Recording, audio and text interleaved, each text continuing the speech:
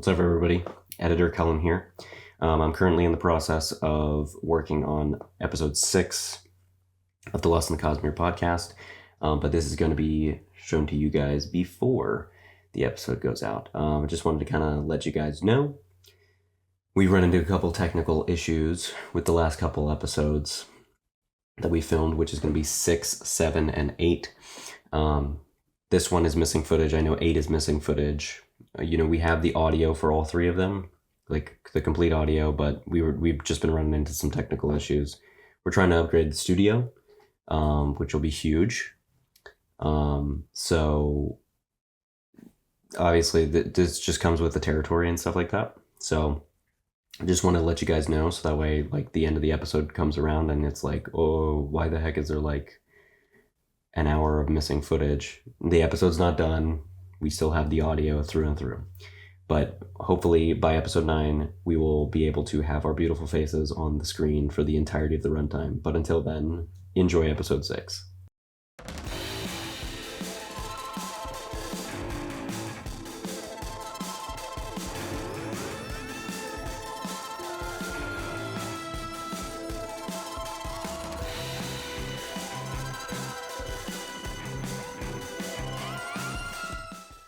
Gavin has left the dungeon. Our intern has left the dungeon for fear of spoilers. Yes, and I hope he doesn't get attacked on his way out by any monsters. Oh, that's right. Or We're still ghouls. doing this silly bit. There's no bit. We're in a dungeon. We're deep in a dungeon. Right. We are.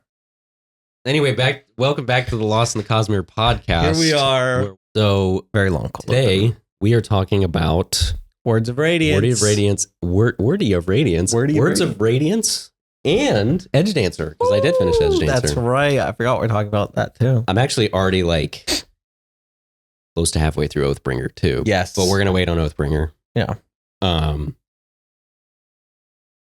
Really not much has happened enough to even warrant talking about Oathbringer yet. Anyway, Oathbringer is a much slower pace at the book. beginning, at least. But man, So- Oathbringer is my favorite book of all time. But we're not here. We're doing words. We're not here to talk about Oathbringer. We're here Yeah. to talk about Words of Radiance. Yes. Which is most people's favorite Stormlight book. So, non-spoiler wise, I'm having a hard time picking between which one I like more, Way of Kings or Words. Okay. Mm-hmm. Because I do really like Words. I think it's Words.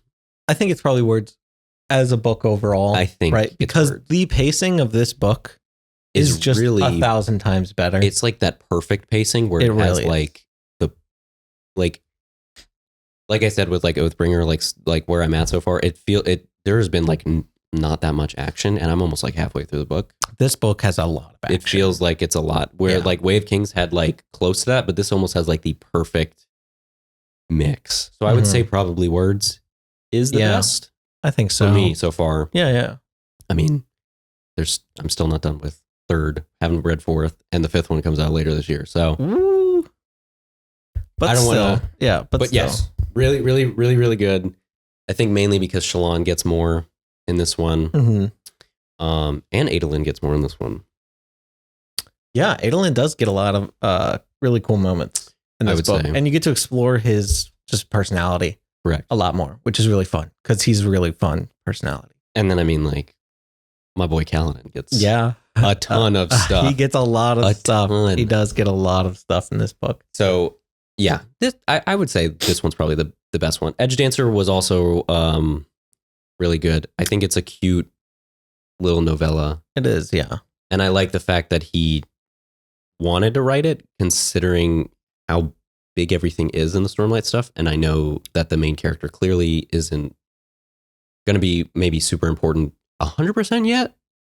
Yeah. At least probably like she'll be important, but But Edgedancer is just a really good little novella. Yeah. You know, I remember when I read it like on vacation in a couple days. And I was just like, wow, like even this small little like side story in the Cosmere, like is just so good and, you know, still plays into the main story so Mhm. well. Like I just, yeah. I think, yeah. So I think that, yeah, it felt really good. So, but yeah, Words has a lot of stuff to unpack. I feel like Way of Kings is like good in terms of like the narrative and like setting up everything, but Words is like Yeah, there's all these questions you have at the end of Way of Kings, and then Words goes and is just like, fuck you, I'm going to answer every single fucking one of them. Yeah. It right now, like it immediately. answers a lot Almost of immediately. questions, but it makes a lot of questions too. Correct. Which is just what a story should do. A story should never answer all of the questions. Yeah. Right.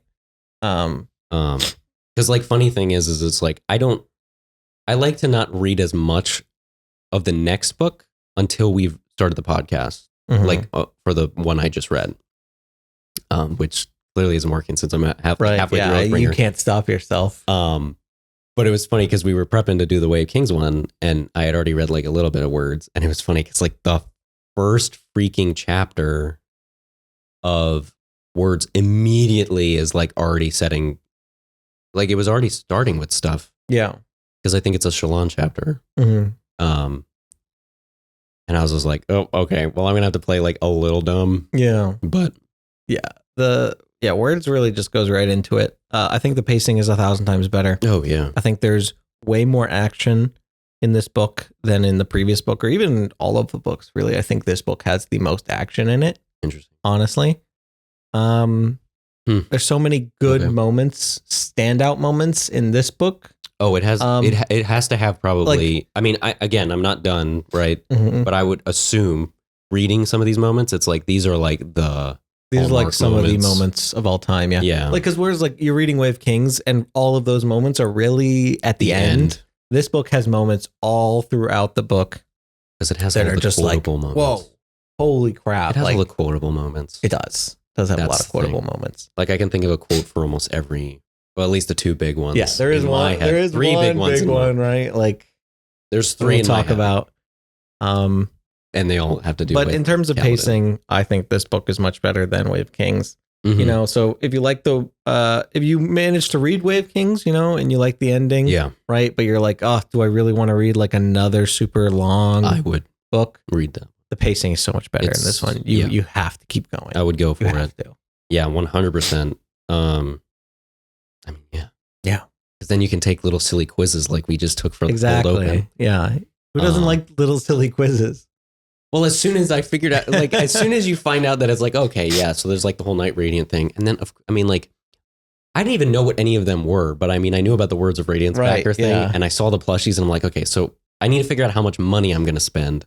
Yeah. And that, So I got to figure out which one I am. right. Yeah. And throughout the story too, like really up until the end, you just know so little about the Knights Radiant, you know? Yeah. Like you don't even really know there are orders in the first book, right? Like they barely talk about that shit. I don't Because, think like, they do. Like that's the thing, they really don't, because like don't not think many they people do. know about the Knights Radiant, Like, other than that, like they betrayed everybody. I think I only really got that thought because I theorized it in the Way of Mhm. Kings one. More because I knew that there was like the 10 plushies Right, for the thing. The 10 orders, right? But like that's what's great about Brandon is like he almost like weaponized narratively. It's a weird way of putting it. Weaponized narratively the whole Hogwarts house effect. Mhm. Everybody loves all the Hogwarts houses thing Yeah, and Harry Potter, but we kind of know basically what they are pretty early on. Yes. Where it's like this, he's like almost woven it into the narrative where it's like, oh, okay, I'd like to learn more about each of these orders. Mhm. Yeah, you find things out about them very slowly. You know, like Yeah. it's not like right off the bat you get to Hogwarts, like Slytherins are cunning, Mhm. you know, Gryffindor's heroic, Yeah. yada yada. It's like, oh, so chapter by chapter I'm learning more and more about Windrunners, But like and so chapter little. by chapter I'm learning more and more about Lightweavers and Right. stuff like this. You know, and like all these Radiants, like other orders, I have no freaking clue. You know, like Yeah, I mean, I would assume like, some of them won't even we get like still a have ton so many orders that like don't even really have main characters to focus on, until you know, until So anyway, that was like a little spoilery, but it wasn't like anything. I don't think that was like no. Either But- way, really good. really good book. Probably will be everybody. It's like everybody's go-to favorite, Yeah, and I would just say it's probably my favorite. it's just got the most like visually pleasing moments, right? Oh yeah, Like it's a book, it's words on a page, but like the You can descriptions picture of a these lot of- moments, like you can picture it in your head, and it's just so satisfying when we get the to read these Stormlight, things. hopefully TV show, anime, whatever. Oh my god, These are the moments we're waiting for. I I wouldn't think it be would work as an opposed- anime. I think it would, but I would like a live action. I would You know, like a live action. The only thing with a live action is how long would it take? And it's a lot. But I think here's the thing. Here's why I say it would work good as an anime. Sidestep. Here's why it would work good as an anime. Okay. Because then they could do the interludes, and I don't think it would be a problem. You can't have like a full season of a show and then just have like an episode where it's just like 3 random stories that might not have anything to do for like seasons down the road. But I think anime wise, that could work. Yeah. True. But and also, then they could actually but then they could actually do that. You could do that on a live action show. Well, it would be very different, and I wouldn't have a problem with it. If the show is good enough, you could.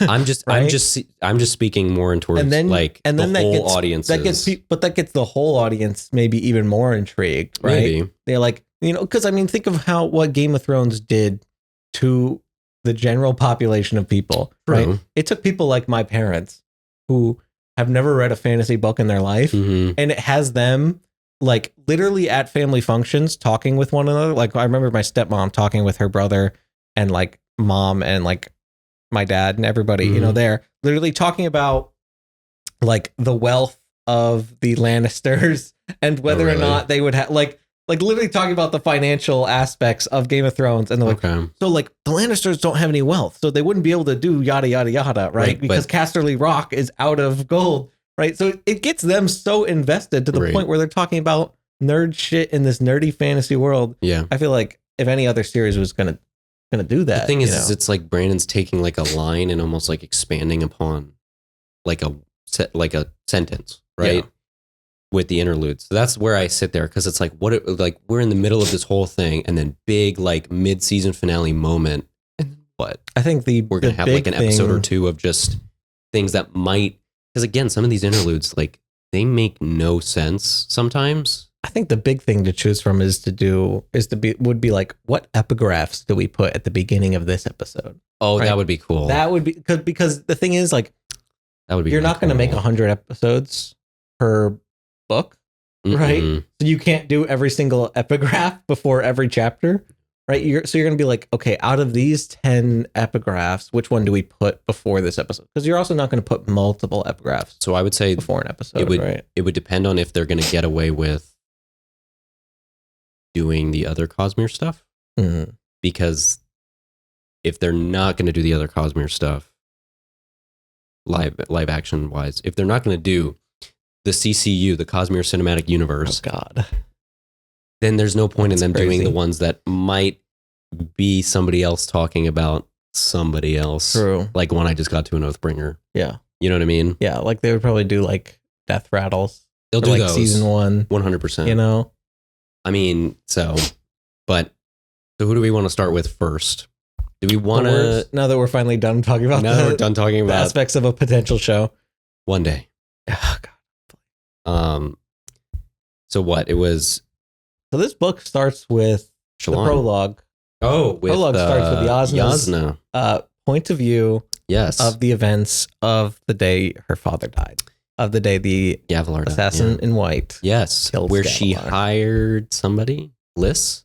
So yeah, it looked like she hired an assassin, but not not the assassin, not Zeth, right? Not our little golden boy, right? Not the golden boy. Correct me if I'm wrong, she was planning to have her brother's wife killed, wasn't that it? Because she didn't trust her, or I don't remember. I mean, fact check us in the comments. This was like a while. Like the epilogue or the prologue was a while ago. I don't remember actually. Either way. It was her. Now that would play into what is going on at the end with El Hokar's wife. Yeah, I would assume. Yeah. So I would assume yes. Yeah, I think it was more. Correct us. It was more about that Yasna just didn't like her, really didn't trust her. Oh, El Hokar's wife. Yeah. Why is it so hard to pronounce his fucking name? Elhokar? Is it because it's elk and then Hokar? Elhokar? Elhokar? Elhokar. Elhokar. Elhokar. Elhokar. I think you're trying too hard. Because I hear elk, Hokar. Elhokar. But there's an H. Elhokar. The H is silent. Elhokar. H is silent. Why is it there? A lot. Okay. Because you writers with your naming conventions. No, listen, because of symmetry. All right. So What? it's a Alethi thing to Oh. have symmetrical names. Oh, that's right. right. Okay. And so I literally just listened to part of Literally. the book with Kaylee in the car, Yeah. and Pattern has like a conniption because That's right. Shalon is telling him about symmetrical names, and he's Yeah. like, "What? You cannot just add an H to make something symmetrical right, when it that's is right. not. No, you're right. That does not make sense." Yeah. Like he's freaking out, and Shalon's like, Because "That it just breaks the pattern. yeah, break the pattern." And he's like, "You cannot just do that." But Alethi Okay. just do that to make names symmetrical. Anyway, Sorry, that was very off topic. Yasna hired Yasna, some like, assassin. Now the assassin, I don't think we really get an answer. no. to The main anything. focus of the chapter is Elhokar's that, wife is still alive. this is when she discovers her rating inability. yes. It's on this day, and Yeah. and then she finds out her father dies.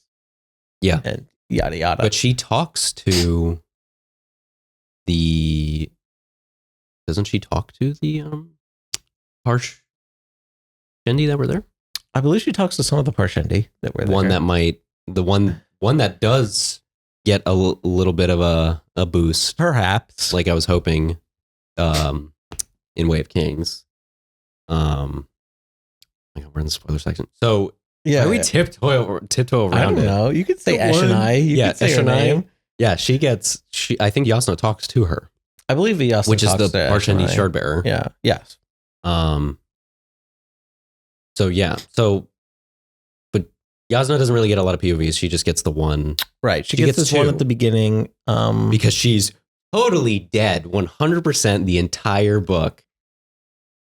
Anyway, I just like the convention these books have of a different point of view of the same night Yes. at the beginning of I think every that's book. really cool. I think it's really cool. I think that's a fun And way. it's always nice to get more Yasna, especially Yes. when it's directly from her Well, point yeah. of view and her thoughts and Because stuff. it makes you wonder. I wonder, is he going to keep that up all 10, or is he just going to do it for the first half?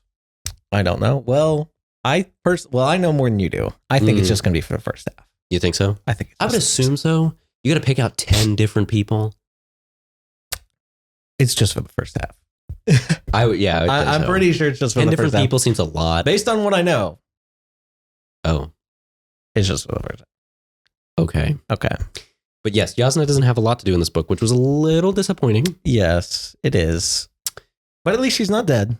But at least she's not dead because she's at the end and She is she's at the hanging end. out with my other golden boy, Hoyt himself. I love that guy. He's a great guy. I really like how he is just waiting there talking to crabs, talking to Kremlings yeah. until she gets there. Well, he'll call them crabs though, which I think is really so, funny. yeah. He'll be like, these gross little crab things. Mhm. Like, because to him they are just crabs. Yeah. Like, it's really funny how alien of a planet Roshar is Because they have weird words Like, for things compared that like are relatively even, normal even on, or I guess weird. even in Mistborn, right? Yeah. You have things as weird as mist wraiths, Yeah. right? And still the world of Mistborn is not as weird as Roshar. Well, because they call You know, a because crab. they still have normal animals. Well, yeah, they call like a crab a Kremling, Right. but they don't call like a mist But wraith. they also aren't like exactly crabs. They are Kremlings. I guess, you yeah, know? you're right. They are Kremlings, and they have great shells, which are giant Yeah, big. creatures. Yeah. Like, so, and sky eels. Roshar is just it's just a very alien Well, that's planet. right. Because because at the beginning of the Shalon one, she draws the, what's it called? The Xanthid. The Xanthid. Yes. The big like Xanthid. turtle squid thing, Mhm. which I thought was pretty cool. It is cool. I just love the fact that they add in like the drawings. Mm-hmm. That's Me really too. cool. The drawings in these books are incredible. Oh, that reminds me.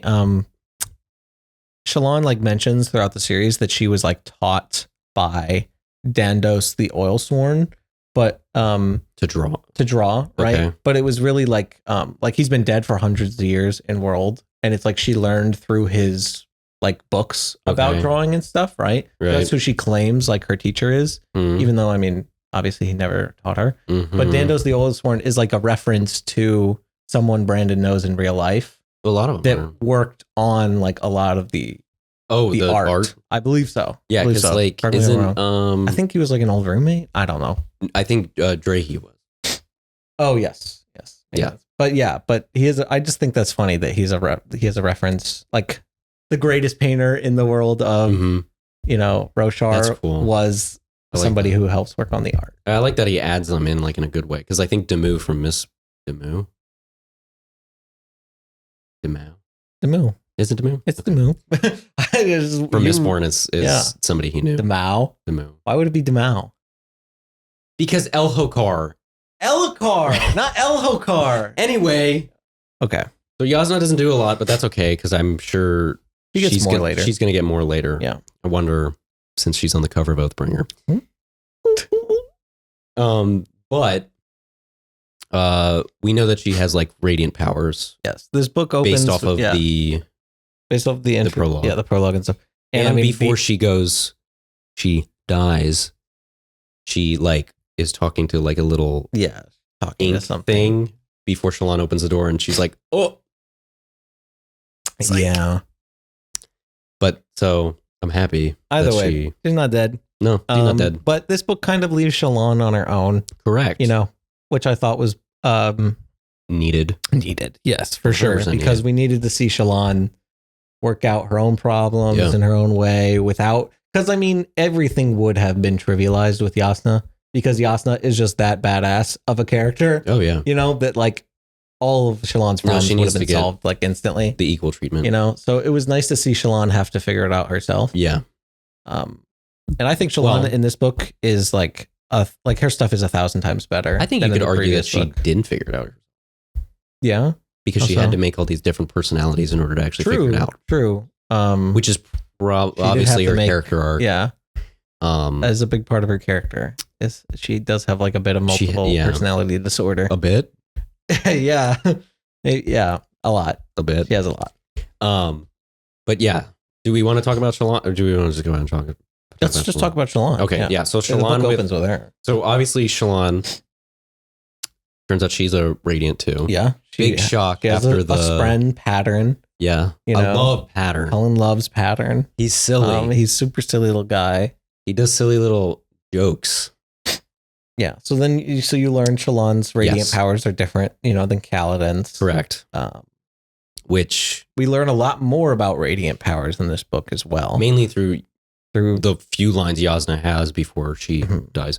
Because she's all academic and obviously she's been a Radiant for we learned a lot through Shallan's practice and Kaladin's practice. True. Of these radiant powers as well. Yeah. We learned how they work. Yeah. But she kind of gets a lot about Stormlight. She kind of gets that time to shine because she's like, well, once she goes through like so much shit because she has to like fend for herself on her own when she like washes up on the beach after the whole like. Oh, what did you think of the I am a stick?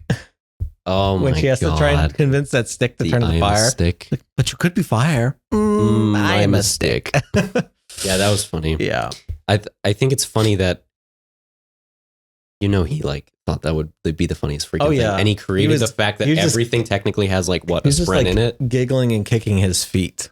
When he was writing that. No, he had to do it. Oh yeah, it's so good. Yeah. But yeah, so she's kind of on her own, and then she runs into freaking name? Tin? Yeah. And her little band of mercenaries. Mm-hmm.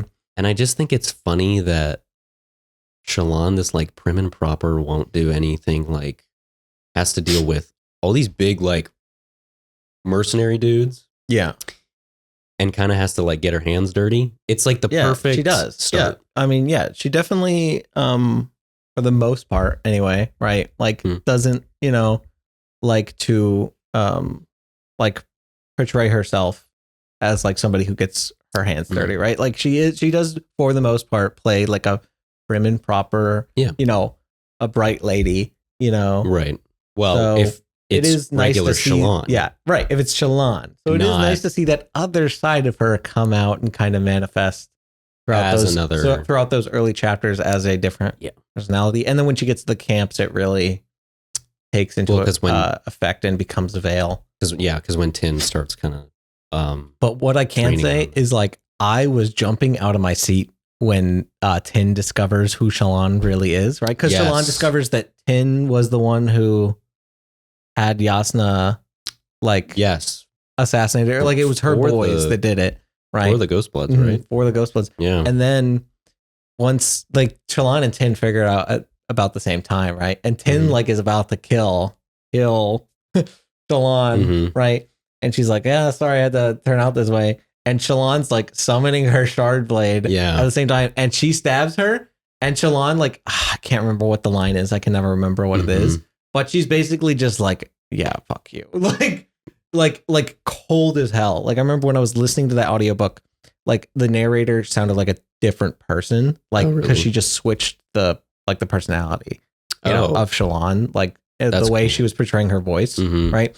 So it went from like this, cutesy little Shallan to like the Veil voice that she does. That's cool. Yeah. And it's just like, oh my God, like Shallan has never acted so cold or callous before that I was like, whoa, that is a different person, that just killed Tin. Like that was not Shallan. Yeah. So she totally does that. And then she takes over the mercenary group. Like she takes them. Yeah. She's like, I have a shard. And what's crazy is like the mercenaries are like, yeah, she could have killed every single one of us if she wanted to, because that's just how dangerous a shard blade is. Oh yeah. Because like, you can't block it with anything. And I would assume, right? Like she could have just mowed them down. I would assume that one's more of a dangerous one since she is bonded. Yeah, who knows, right? So obviously I don't know, but as far as that one is. Yeah, but I mean, we also learned throughout like this book that like you can heal yourself with Stormlight, right? So like even if anyone was able to like scratch her or whatnot, she's like done. And like throughout this book, it's she shows that she has like an instinctive reaction to Stormlight, to absorbing Stormlight. Like she often does like absorb it without knowing it, like that she's done it. So it makes you wonder how long she's technically like been bonded. Yeah, you don't really know, because we get all these flashbacks, which I did like those flashbacks. I think the one that I liked was, I bet you guessed it, the one where Hoyd talks to her. Oh, the one where Hoyd talks to Shallan. That's your favorite. But I thought the line that he said was really good, because he was like, it was something along the lines of like, it seems like you are one that walks through the thorny brush through your life. Like you even no matter how you try, and it's like, keep going through the thorny brush, little one, or something like that. Yeah, which I thought was really cool. Because her dad is interesting character. Because I don't. Yeah. Is he really like? He's a bad person. Her dad is a horrible person. He's a horrible human being. But he is. But he's doing it for a good reason, isn't he? It's like do the ends justify the means sort of thing, right? And it's like on the way far. It's like you could argue that he's doing all this because he wants his family to be powerful and have influence in the kingdom, right? Like he wants to having a little bit of a My Hero protect Endeavor his moment children right there. In a way, I guess. Yeah, but he is a very abusive man, right? His greed and ambition lead him to do dangerous and horrible things. Yeah, he beats like the servants and the stepwife, and stepmom. He does multiple occasions, shit ton of horrible things. And then obviously he aligns with the Ghostbloods, which also in the Shallan chapters we get a little bit more of the Ghostbloods, because she meets. I mean, I don't think he's the leader. Mraize. Yeah. I wouldn't think he's the leader. That seems too easy. That's what she believes, though, in this book. She believes he's the leader of the Ghostbloods. I know what you're doing, Brandon. I'm not stupid. Anyway. All right. I'm on to you. Oh boy. But Mraize was cool. Yeah, Mraize is her connection to the Ghostbloods, right? Like, so she only has access to any Ghostblood information through Mraize, right? Yeah. And vice versa. Right? Mraize kind of uses her as an agent on Roshar to because she perform almost acts for the Ghostbloods, right? Tryouts for the Ghostbloods. Right. And the thing is, like, she thinks she's infiltrating the Ghostbloods in a way, right? But really, it's all Mraize manipulating her to do things that he wants her to do, right?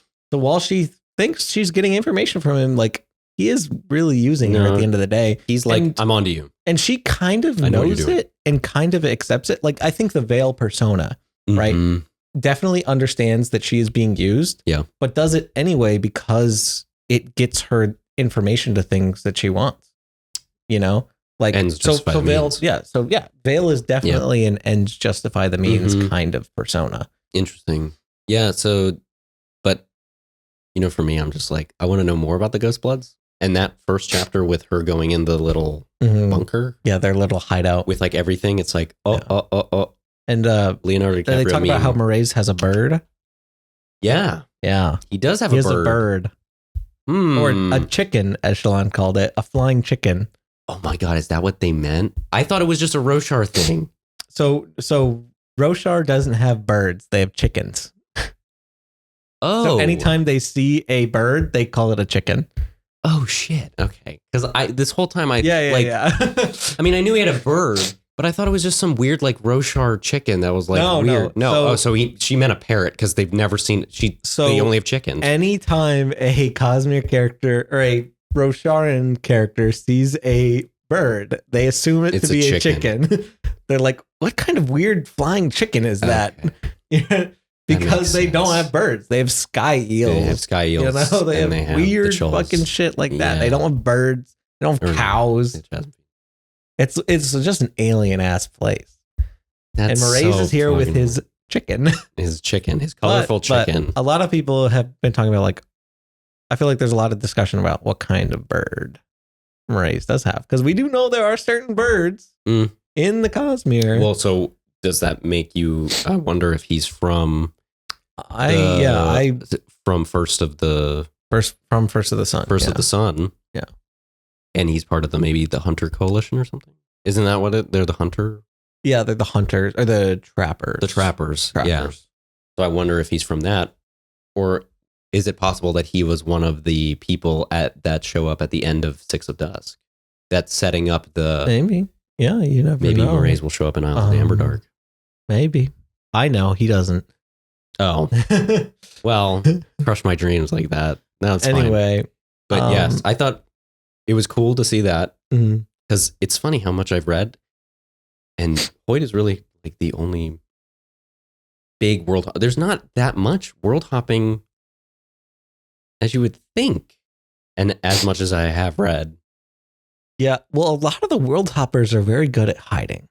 Oh yeah, like no, I could actually believe that there's probably some I have read and I didn't know. And Moraes, as far as we know, right? I mean, he's even if he was from Roshar, let's say he is from Roshar, he's the Ghost Bloods are a organization that stretch beyond. I mean, I would assume Roshar, that each of the major Ghost Bloods planets have a lot of members that are from different worlds. Yeah, is the thing. So I guess I can't remember if Moraes is from Roshar. Oh, but we don't know. I can't remember. I mean, maybe we do know. I don't know if we know. I don't. Yeah, that's the thing. I don't remember. I want to say he's not though. They got to know because they know where Naz and Chris are from. Yeah, it's true. Because I remember pretty obvious. Well, because Chris has an origin story in White Sand, so we know that. And Naz, they make it pretty obvious. Well, yeah, because Naz like I don't want to fucking go back there. Yeah. We won't mention it. Yeah. But I don't know if Moraes is actually from Roshar or not. I don't think he. I mean, if he has a chicken. I want to say he's probably from. I wonder if he's from First of the Sun. Yeah. That would be cool. We need more people from that one. That's a cool one. Yeah. But yeah, I thought that whole aspect was cool because you got to see that. Also, so Shalon, like, she does a lot of spy work in this book. It's not espionage. Right? It's not espionage, but it is. She does a lot of spying. Maybe it's espionage is the gathering of information. Yeah. Without. So she does a lot of espionage, right? Because she infiltrates the Ghost Bloods, right? And other things. She does infiltrate the Sons of Honor. Yes, she does. They also talk about the Sons of Honor in this book. Yeah. So as if one secret organization wasn't enough, now we have the Sons of Honor as well. And another secret organization. One of the best probably moments was her going through the where they were keeping that person that showed up at the end of Way of Kings, the madman. And they were keeping somebody, changing her appearance, and she changed to like an ardent or something. That I thought was pretty funny. But her in that room with the madman, with Talonel Ellen? Is that, you can't tell me his full name. Talonel Talenalot. Talenalot? Talm. You can just call him Talm. Okay. Well, I know what the other one is that shows up at the end of this book. Okay. Nail. Okay. Okay. Okay. Okay. Fine. I won't press any further. Anyway, that scene was really cool because all I could imagine was like that just creepy, dark, decrepit, and he's just like, yeah, we're gonna assemble this stuff, but there's no point because we're like done for, and yeah, and it's pretty freaked up. And then that dumb bitch Amaram walks in. Whoa. No, that's Don't okay. even whoa. No. That's warranted. Amaram sucks. He's a dumb Amaram bitch. sucks.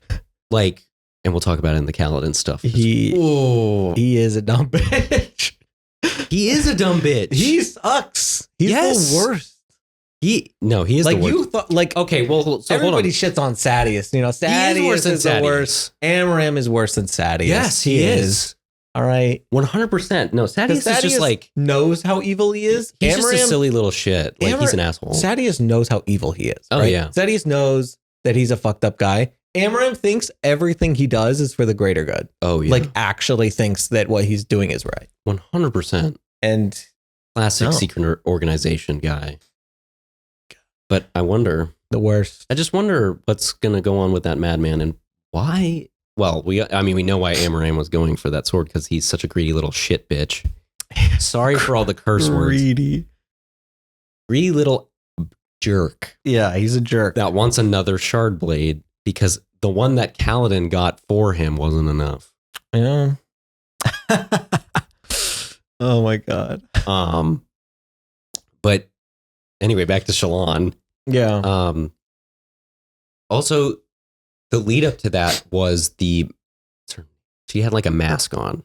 Oh yes, brought the mask. That was really funny because she was like, "My sister, she's being brought here because she has some like insane disorder." And then what did he write it? He wrote it as like the girl with the mask audibly sighed and then just goes and starts like mumbling. And I thought that was pretty funny because I just like the fact that Shallan like slowly starts.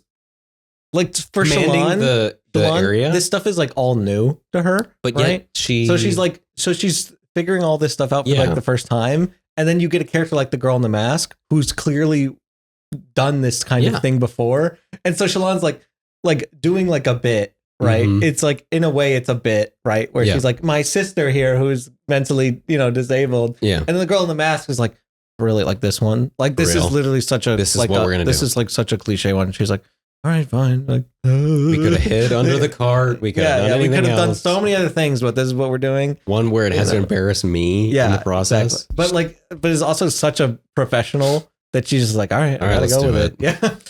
Yeah, I thought that was, it's the different ways. I guess it's the way that he wrote, just like if a normal person got added into a secret organization for espionage. Mm-hmm. So it's like that kooky little like funny thing. And then Shallan, realizing she's going to have to deal with the fact that she has a shard blade because we find out that, obviously we find out that the shard blades are dead spren, unless it's one that's fully bonded. That's a pretty big revelation. That's a big like, one. For so long, we had no idea what a shard blade was. I mean, when you look back on it, it's like, oh, well, duh, because the gem hearts are in. But the shard blades. Shard blades are crazy. Dead spren, which is fucked because we do hear a couple times that people are. Well, we hear other characters have screaming in their heads, but Shallan doesn't. Yeah, because she's fully bonded. Maybe not fully bonded, but she's bonded enough to pattern. So I thought that was really cool. And then, okay, we've completely sideswept one of the other big things. That's clearly a big thing. But Shallan is making out with Adolin. Yeah. What do you think of the Shallan Adolin romance? It's how do you like it? It's because this book does include moments that are other than Shallan Adolin romance. This book almost sets up a bit of a love triangle going on between Shallan, Adolin, and Shallan and Kaladin. And Kaladin. Right. Yes, because, oh my what gosh. team are you? Are you Team Edward or Team Jacob? Oh, on the Adolin and Kaladin? Yeah. That's a thing? Well, yeah. Okay. Are Team Kaladin or Team Adolin? Shallan's too high maintenance for Kaladin. Okay. Adolin is enough high maintenance for Shallan, I would say. I'm putting my stake down. I agree with you. I think she's too high maintenance. Shallan and Adolin work better than Shallan and Kaladin. Kaladin's barely figuring out himself already. He doesn't need to deal with... He does not need to deal with 5 women. Five different people in one person. In one body. Yeah. Yeah. That Adolin, maybe he could deal with that. Maybe he'd like that, you know? Well, I mean, seeing as how many women he goes through. Right. That's a bad way of saying it. Kaladin can barely handle himself. Yeah. So I think I see Kaladin, if he was to fight somebody, he sounds like the find a small town girl type thing. Adolin's like, I gotta find the coolest bitch on the planet. The coolest and craziest lady on the planet. Yeah, that's the one. What did you think of the conversation where like Adolin and Shallan are like talking seriously for the first time at like this restaurant? And he talks about shitting shitting in his armor. And he's like, this is not how this is usually supposed to go. And she's like, is that like a bad thing? It's such a dumb... The fucking high storm is approaching. It's like so serious. Yeah. It's a nice restaurant. And his dumbass... He's like telling the story. And she's like, what happens if you have to poop? And he's like, and so then I'm like, what? What was that? It's like, if you have to poop, what would you do? And like in the whole time, she went out swinging with that one. Like she really did. She's like saying this, but then like the narration in her head is like, "What are you doing? Why are you saying this?" She really went out swinging with that one. But it worked. What a way! I mean, yeah, somehow I guess it worked on him. He's well because she's weird. Yeah, he likes weird. But that's the point. She's different from all the prim and proper. By the way, we didn't talk about the fact that when she pretended to be a horn eater. Oh my god! She stole Kaladin's boots. Is that not like you were waiting so long for all these characters to meet up? Right? And the first interaction she has with Shallan, because she's across the continent. Yeah. Right. So you're like, oh my god, I cannot wait until Shallan meets the other 2 main characters. Right. Right. And then the first time she meets one of them, like Kaladin, who you're like kind of like wanting her to meet the most. Yeah. Right. You're like, oh, how are these 2 characters going to interact? She pretends to be a horn eater and steals his boots. And he's like storming woman and throws his boots at her and then rides off on a horse. Oh my god! Like, is that? Oh, also, I know we're still supposed to be talking about Shallan, but Kaladin's scared of horses. Kaladin is scared of horses. He's got a little bit of Darrow in him. Oh my gosh, Darrow from Red Rising. Yeah, he does. Darrow from Red Rising. Red Rising. I love Darrow from Red Rising. I do. Yeah, that's funny. Yeah, he's got a bit of a fear of horses. Yes. And then, so back to Shallan. She kind of led the charge towards the end with the whole... During the Everstorm? I mean, getting out to... So, yeah. Arethu. So at that point, right, when she took charge, like the fighting was over, but... No, but I mean, like getting out. But getting into the Shattered Plains. Yeah, into the Shattered Plains. Oh, yeah. That's what I meant. Like, into the she figured out the pattern of the map and got him out. Yeah, she memorized the map. She wrote it down. You know, like she basically, without her, Dalinar would not have had a path. They would have just wandered into the Shattered Plains, pretty much, uniting them. Yeah. So yeah, Shallan was a big part in them being able to journey out there anyway. Yeah, and then in their escape, you know, like with her blade activating the gate, the Oath Gate, the Erethiru. Yeah. They wouldn't have been able to get out of there without her either. Exactly. So Shallan did a lot of cool shit in this book. She did. I liked her in the first book. I really did. But she doesn't do a lot in the first book. She doesn't do a lot. She flirts with that dick. Capsule. In this book. She does a lot. Oh my gosh, she does so much. Mm-hmm. Like without her in this book, they would have just been fucked. Yeah. Like she does so much good stuff. And like even stuff on the side too, where she talks about like how they're killing these chasm fiends to the point where they might go extinct. Yeah. You know, they're like, she's like, you're killing 150 of these things a year. Like you've done this for the past 5 years. You know, these things don't have natural predators, right? Like you could be decimating their population. And he's like, oh, well, a good add-in to the whole. Yeah, I thought that was cool. Mm-hmm. Not cool, but like cool world building wise. I thought. Yeah, it's little stuff like that really makes this world feel alive. Yeah, because I listened to that chapter with Kaylee the other day, and you know she's a big environmental person. And she's like, "All right, Brandon, I see you with the environmentalism in the book." So yeah, I thought that was cool. Is that everything?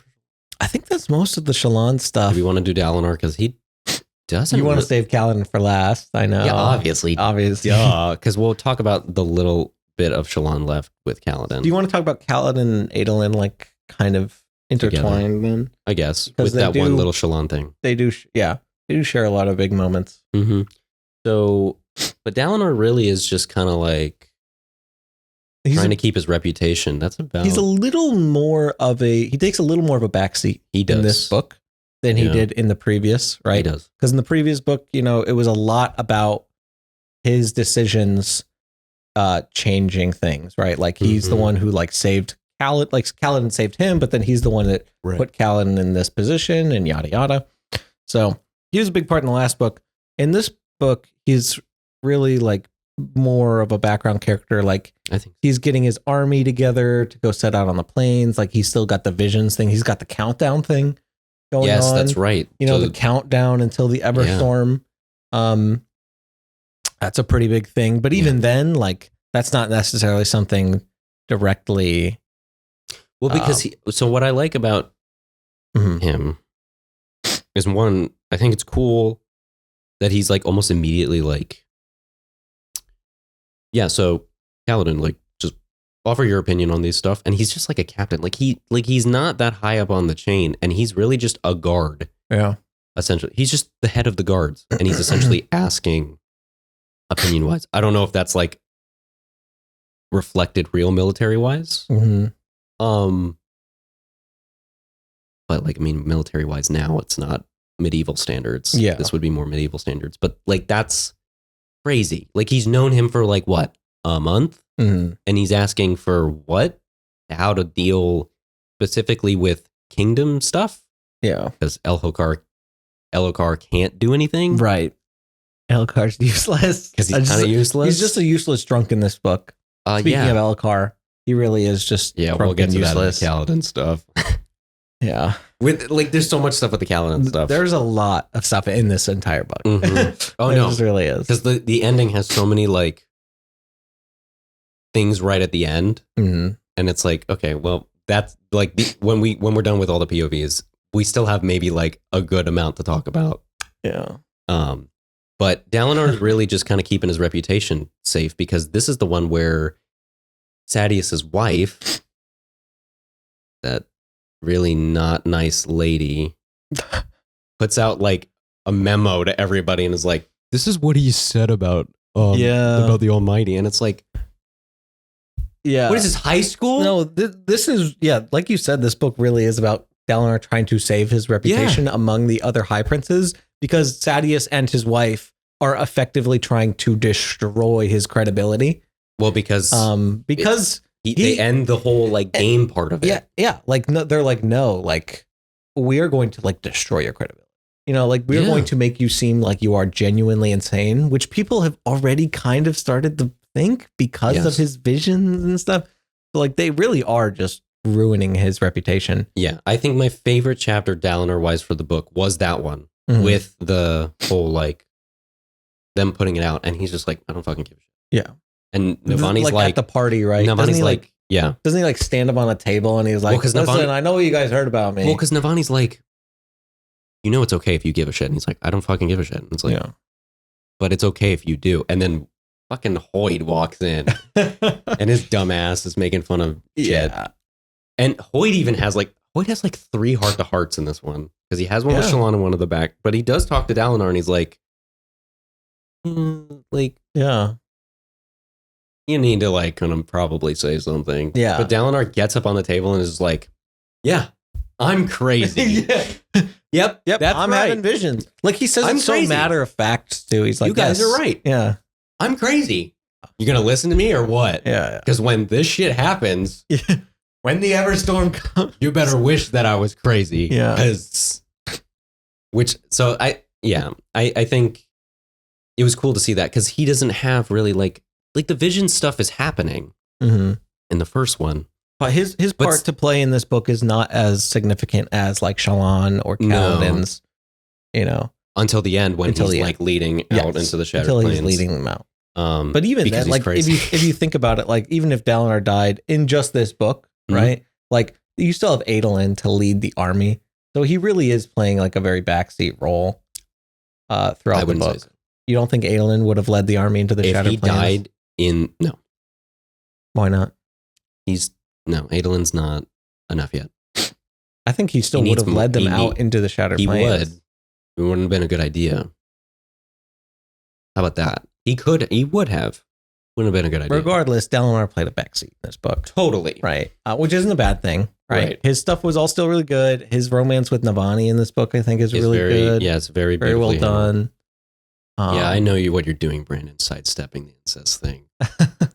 I'm just kidding. But yeah, I think Adolin and Shallan are like that really fucking awkward romance because, oh my God. Okay, Warbreaker is the horniest book in the Cosmere. But the amount of times where Adolin would just walk in the room and Shallan's like, oh my God, he's so hot. God, I want to run my fingers through that mop of hair. It was like, calm down. Girl. And she'd be like, calm yourself, Calm Shallan. yourself. Remember what happened with Capsule? And then 5 seconds later, she'd be like, oh, I'm going to kiss those lips one day. And it's like, dude, girl. Calm down. It's because Yasna wasn't there. She'd be like, yeah, what the fuck are you doing? Yasna would be like, relax. But no, Navani and Dalinar, it's like that gentle, like, we made it. Yeah, like we made it here. Like they just care about, like you can just tell how much they genuinely care about each other. Mm-hmm. Like, and like how much shit they've been through together and like the shared experiences they have. Yeah. Right. You're like, yeah, these are just two older people that really just want to settle down and just be happy. And I think what I like also is because a lot of times they talk about, Navani talks about how Yasna kind of had to like raise herself, and then fucking Elhokar is himself. So I don't think it's that Navani necessarily thinks she failed as a mother, but I'm sure there's like a little bit of a low confidence in that part. Yeah. So I think I do agree with you. I think she feels like a good motherly figure for Adolin. Not so much with Renarin, because Renarin doesn't really do a lot. Mm-hmm. But I would assume she was. It's just probably like stuff that happened. It's definitely, there's a part of her that when she has the opportunity to be a motherly figure towards somebody, she like kind of tries to seize it because she does feel like she maybe didn't do as well as she could have for Elhokar and Yasna. So like, for instance, when Shallan comes out of the chasm, right? Yeah. With Kaladin, like Navani's like all over her at that point, right? And like she really tried to avoid her before that because like seeing her would have reminded her Yasna was dead. Yeah. Right. But like as soon as Shallan comes out of that chasm, she's like, "Oh my God, like, are you okay? Like we're gonna get you help." Like, well, I think it's a double whammy on the Shallan being a reminder of Yasna because she's also like, she just fucking showed up and it's like, oh, so you're gonna be betrothed to my stepson / nephew? Yeah. Yeah, I'm gonna inspect this bitch. Yeah, like who the hell are you? Who do you think you are? Yeah, who do you think you are? Especially since she's growing so much closer with Dalinar, right? So it's now like those aren't just her nephews anymore. You know, those are her like her children. Yeah. So it would be cool if she gets a little bit more with Renarin. But you see it because I mean, obviously, Aelin's going on his whole little like, I need to duel every person on the planet for all their shard blades, which is a really cool plan. When Dalinar and Aelin come up with it, Dalinar's like, "Son, I want you to kick their asses and take all of their shit." And he's like, and then I can go for Sadie's. And he's like, yes, I want it. So I want to fight. Yeah. But yeah, I think it was mainly kind of given like Dalinar that like keeping his reputation, but you know, it was mainly, I think the Way of Kings shows us that, yeah, he's the fucking badass war general. We don't need to know about his military tactics. Yeah. But Brandon doesn't need to go like crazy and expand on the political part of it. Yeah, he had to be very political in this book because he knew he needed more than just his army to complete this venture into the Shattered Plains, especially after his army was like decimated at the end of the last book. So he had to be very political in this book. But it wasn't so much. Yeah. Because obviously he's not super political. Right, yeah, he's the Blackthorn. You know?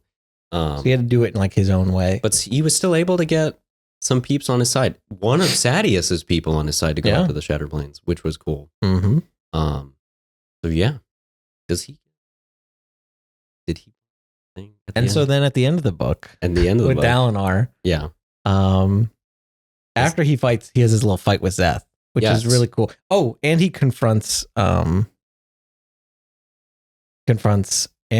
towards the end of the book. He does. He's like, "You slimy little bastard." Okay, trying to steal that shard blade. Did we want to wait for the Kaladin stuff? The fact you want to wait. That's the question. Okay, look. He can't keep it in. Adolin being like, yeah, he's been sick for like a week. And then it comes back. I'm like, oh, that's interesting. Brandon just did like when you watch a movie or read a book, nobody poops. True. Yeah. Nobody poops. Nobody gets sick unless it's narratively a thing. And the way that Brandon wrote it was such a good, like, yeah, he was just sick. And then it comes back around and you're like, oh my fucking God, he had the shard blade the whole time? Yeah, he was bonding that shit. His ass wasn't sick. Well, because it's such a minor line when Renarin gets it, gets a shard blade, and it's like, oh, he has to bond it like for a week and blah, blah, blah, blah, blah. Yeah. And it's like hundreds of pages. He's cheating on this shit. Yeah. Because he's doing like hundreds of pages where it's like, oh my God, I forgot. It's still so good. But yeah, when he confronts Amaram and he just pulls out the shard blade and everybody's like, what? Oh my God. And Amaram's like, oh, I'm fucked. Yeah. I got to get out of here. Yeah. And he just leaves. Yeah, he just leaves. And it's kind of how many people does he take with him? Dalinar can't even stop him because it's like that's another high prince, you know? Like like in their culture, like but he takes like he's like, no, like I'm gonna have to take him to court over this, you know, like I can't just stop him right here and now, kind of thing. Yeah, and he takes a big chunk of the army with him. I think like half. Yeah. And Dalinar's like, I don't fucking care. He's a fucking liar. Yeah. He lied. Better off without him. Yeah. What a guy. Yeah. What a badass. But yes, he does fight Zeth because Zeth finally went for Zeth without any plate too. And he's kind of holding his own for a minute. We didn't even talk about the last clap that Dalinar did when Zeth. But do we want to talk about that when we get to the Kaladin stuff, I guess? Oh my God. Because we're going to have to go through everything again with the Kaladin stuff, you know, pretty much. So let's finish up the Dalinar stuff we gotta finish before up the Cullen Dalinar. freaks out. So Dalinar has like just these really cool moments at the end where he fights Zeth. Yeah. You know, and then, once everything is said and done, he has like a conversation with the Stormfather too in the middle of the high storm. Like he runs out and he's like, what? And everyone's like looking at him like he's insane, right? Because he's like yelling at the sky and they're like, who are you talking to? He's like, I'm talking to the Almighty, you know, and they're like, what the fuck do you mean? Like, he's crazy. He's like yelling at him and he's like, I am not the Almighty. He's like, then what are you? Are you a herald? Yeah. He's like, I am not a herald either. And he's like, holy shit. Just answer my question. What are you? I like how Stormfather just dances around shit. Yeah. He's such a little silly guy. And then he's like, I'm sorry. All I can do is sweep away the bodies. And it's like, oh yeah. It's like, what do you mean? That's it. That's all you can do. And then he doesn't say anything. Yeah. He's like, what do you fucking mean? And he's like, and Dalinar's just like freaking out. But then towards the end of the book, once all is said and done, you know, he does confront the Stormfather again, kind of thing. And he's like, I'm going to say the words. Stormfather's like, don't you do it. Don't you dare say the words. I swear. And he's like, I'm going to do it. I'm going to say the words. And then he does. And the Stormfather's like, you. and then Dalinar's like, he's like, I know that these words are the same for everybody, but he's like, I'm going to say the next set of words for you. And he's like, you don't do it. Don't do it. And he's like, say the words. And then Stormfather's like, words are accepted. I like how reluctant he is. Yeah, well, because like he's bound to those rules. You know, like he knows that Dalinar is worthy despite him not wanting to bond him for his own reasons. But Dalinar says the words and he means the words, right? And that's like he made the oath. Yeah, and now he's a bondsmith. Yeah. He is a bondsmith. Bond Smith. Pretty Big crazy. deal. So yeah, Dalinar's joined the Knights Radiant. Yes. Bonded to the Stormfather, which is pretty cool. And now we got to talk about the Adolin and Kaladin stuff. Okay. So now we're gonna like all the way Adolin- back to the beginning and Adolin's talk big about thing Adolin and Kaladin. is mainly just kind of going for all the plate for all these people because Yeah, their whole that's his point big is to make thing. sure that they have like You- almost like a monopoly on. You get to see a lot more about his Sharply. character too. It is in this book, right, where he has a duel and he's like talking to his sword. Yes, Like, it's a because person- I like that he has his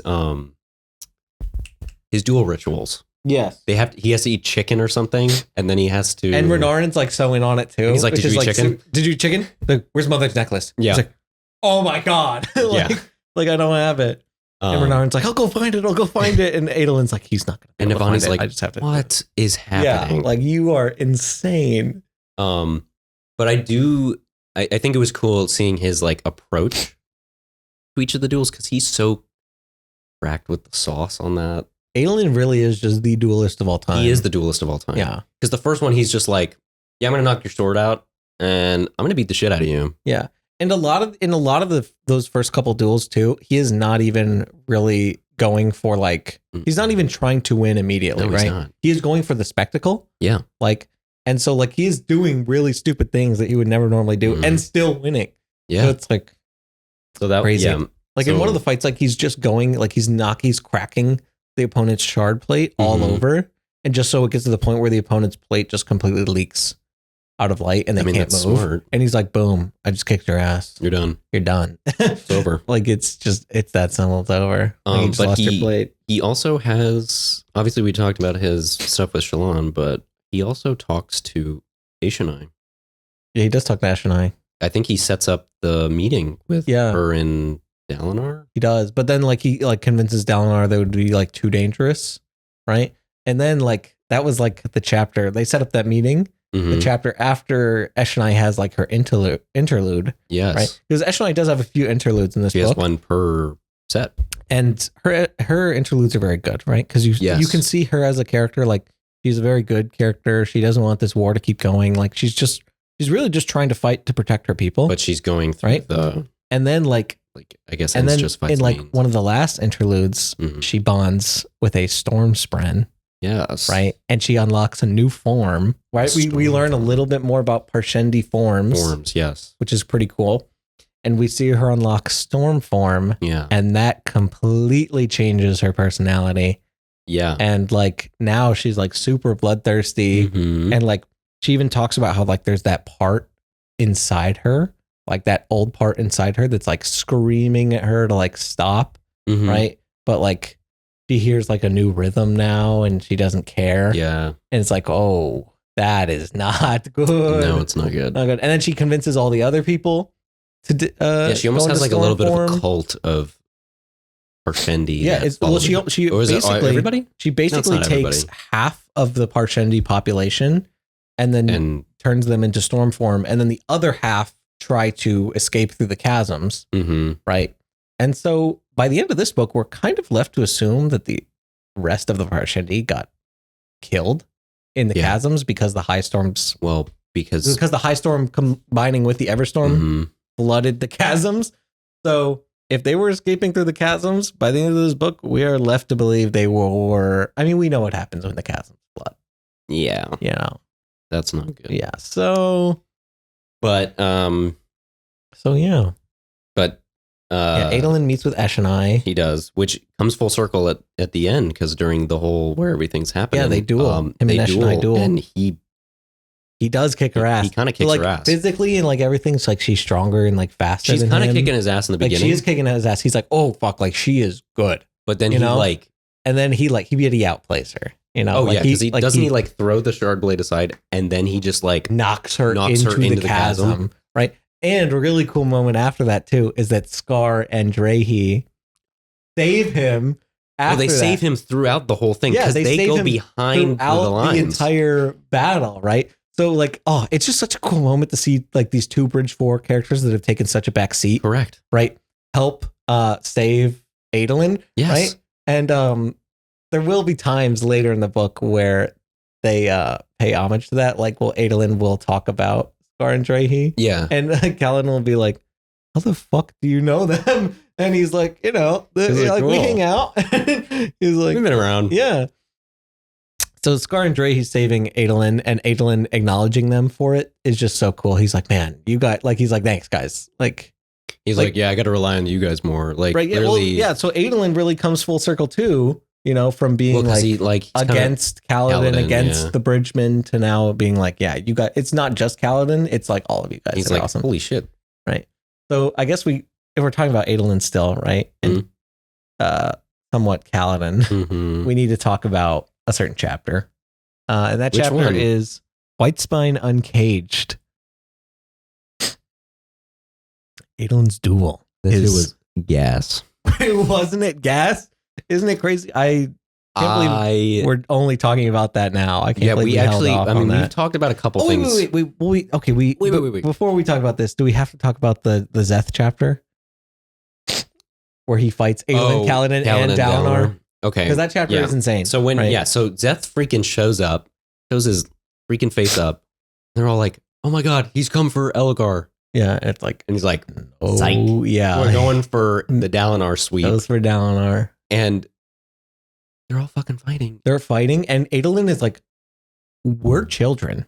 We're nothing. We are children to this guy. Like, it is literally like 4-year-olds swinging toy swords. And him saying that? Adult. Yeah, run. Yeah. Because, we just said that he's like... Adolin literally got stuck to the wall or the floor or whatever, right? And I think he got stuck to the... Maybe he got stuck to the ceiling, right? But either way, he's like, I can't do anything. Like, this guy is literally like fucking us up like it's nobody's business. Right. And Kaladin's the only one barely being able to do anything. Because if he takes too much Stormlight, then he'll start to glow, right? And then he gives it away, and give it away, right? So then it gets to the point where Dalinar does the last clap, right? Which is so cool. It's so fucking cool. And then Zahil. Also, we haven't talked about Zahil. Zahil? Is it Zahil? I thought it was Zahil. Oh no, he's got another name. Yeah. Vasher's in this book. Wow, were you gonna go out like that? Yeah, I mean it's Vasher. We Yeah, all that's know totally it's Vasher. fucking Vasher. We all know it's Vasher. I love that guy. Right? Fuck, it's so hard. Everything's so jumbled, right? But because so much fucking shit happens in this book. There's a section where Vasher explains to Kaladin how the last clap works. Correct. Right, and just the idea of you catching a shard blade in between your bare palms when you know the slightest little nick could sever that part of your soul, right? Just completely fuck you up. I know. But Vasher's like, I mean, yeah, obviously that would never work on a real sword. Are you stupid? Right? But he's like, shard blades are not as heavy as real swords. First of all, they're much lighter, right? That's why you can hold them with one hand, right? Okay. So they're like 6-foot long blades that you can hold with one hand, right? Oh. Yeah. Okay. Because they're much lighter. Yeah. They're not like as heavy as a real metal. Right. And secondly, right, when you practice with a shard blade, a lot of people practice to not put a lot of power into their swing because you don't need power in your swing. No, because you can cut through anything. Yeah. Right. So you don't need to be like really hack through something. It just needs to pass through something. Okay. Right. So a lot of shard bearers train to just like not put power in their swing. So if Zeth is just swinging this light blade down at Dalinar, then theoretically, he can being able to catch it but is if possible. He misses, it's still insane because again, the slightest little cut in that part of your body is just done. But yeah, the fact that Zeth was like basically just wiping the floor with all of them was great. And it got to the point where Kaladin had to tackle him out the window with a dead arm because Kaladin got cut. Yes. Right. And his arm was dead, and then they crashed to the ground, right? Zeth like kind of hovers them down, right? They crash to the ground, and then Kaladin uses enough Stormlight to heal the arm, right? So he heals the severed part of his soul, and then Zeth freaks the fuck out after that. He's like, what? Like, they told me I lied. They said I was truthless. And then he fucking dips, and Kaladin's like, what the hell was that? Like, what the hell? Zeth has like 2 memeable moments in this book. Yeah. Because he has that. And then the fucking end when he fights Kaladin. And he's like, because I told you, it was like, I told Luke off screen, it's like the moment from Step Brothers where it's like, I thought you were dead. Yeah. And he's like, I thought the Knights Radiance were dead. It's like, I slowed my heart rate down. It's like, I was faking. I was faking. We were faking. That is He's crazy. He's in crazy. this book. Like, he was unhinged in the last book. but he only now has a couple moments in this book. He's fully lost. But it. he's gone. He's gone. There is even Up here. so there's actually a scene in this book, right? Once he runs away from Kaladin the first time, the next time we see him, he is at Urithiru. Oh. Yeah.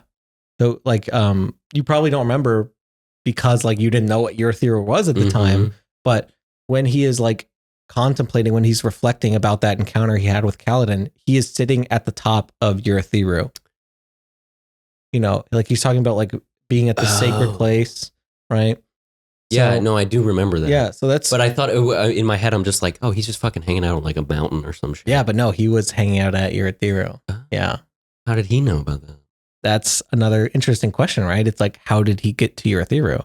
Does he know where it is and he just flew there? Or does that mean that Taravangian knows where it is? Yeah, that. Or does his blade work on a gate to get him there, right? Like, Well, because we know by the end that it turns out it was an honor blade. Or Yeah. an honor blade. it was an honor blade, so The Windrunner honor blade, I would assume. Yeah. Interesting. very interesting, right? Interesting. Yeah. But yeah, That's a really cool fight.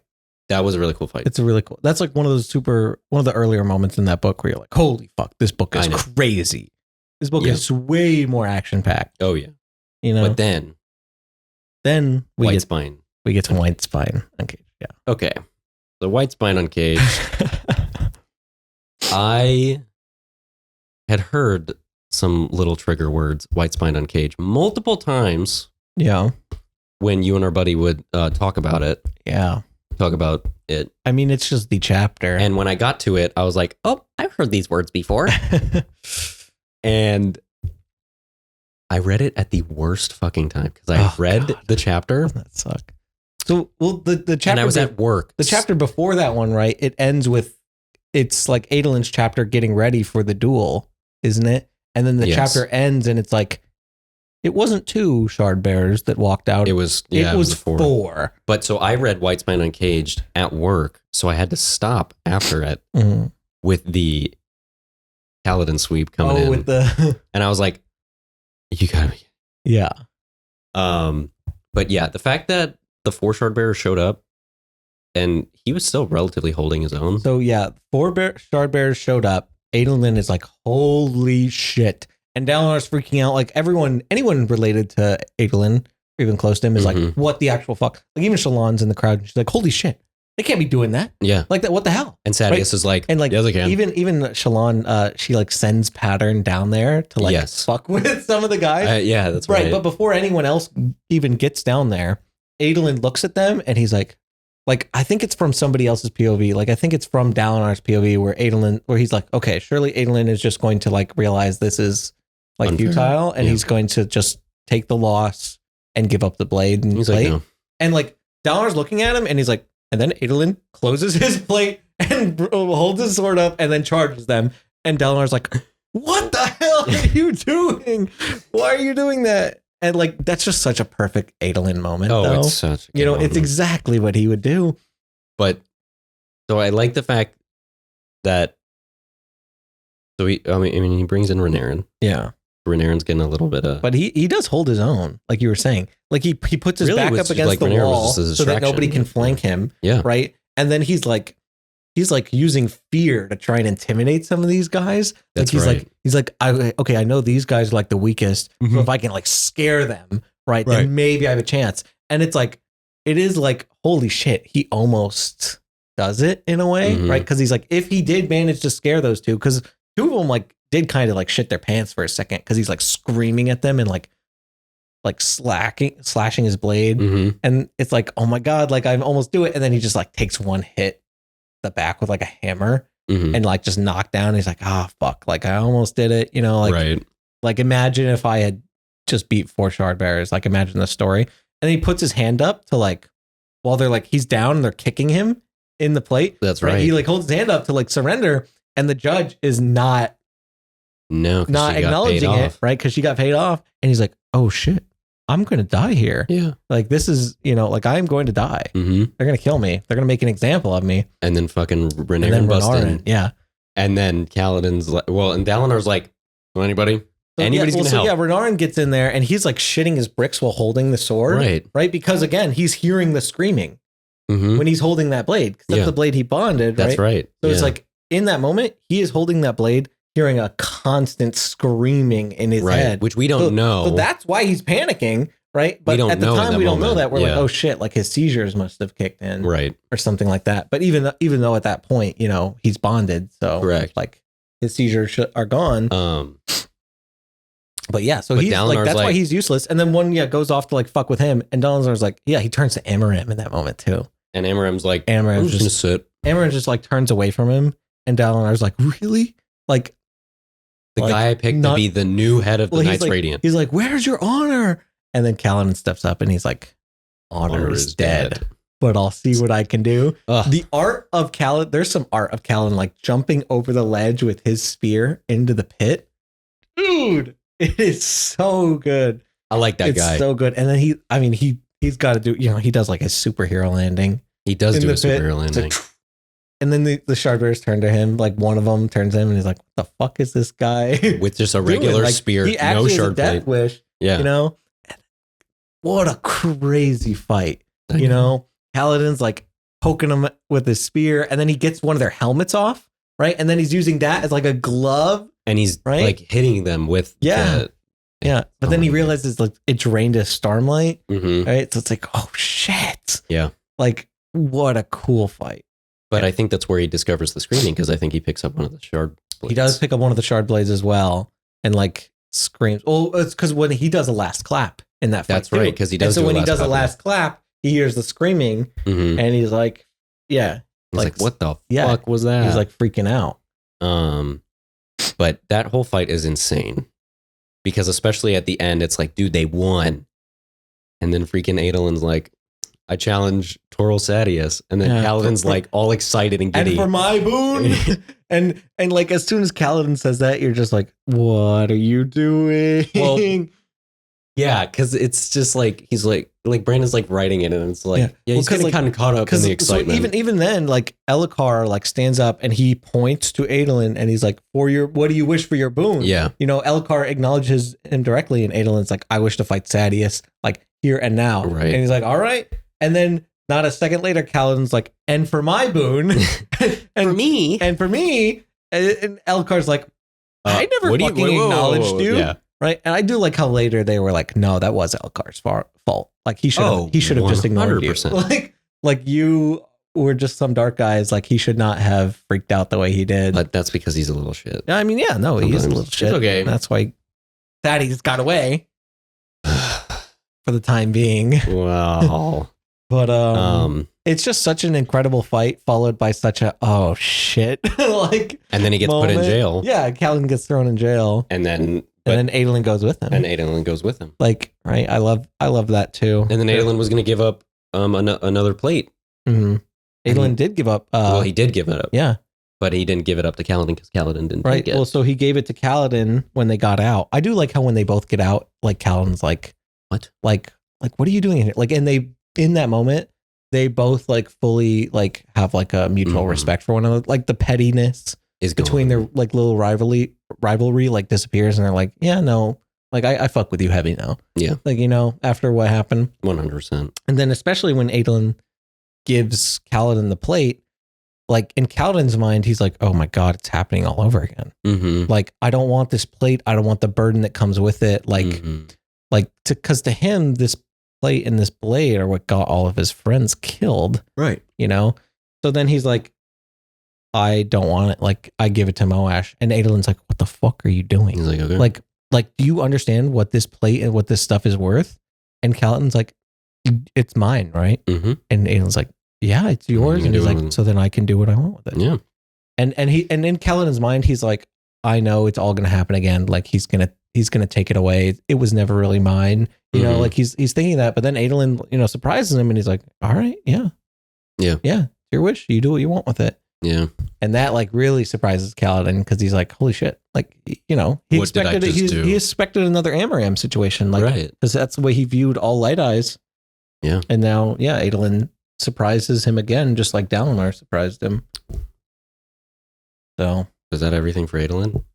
I think that's most of the Adolin stuff. Yeah. Is it Kaladin time? I mean, yeah, we can talk about Kaladin and Wit talking in prison if that's what you want to talk about. Okay, well, We can talk about Fleet. Or what did you have in mind? What did you so wanna... I mean, I did like the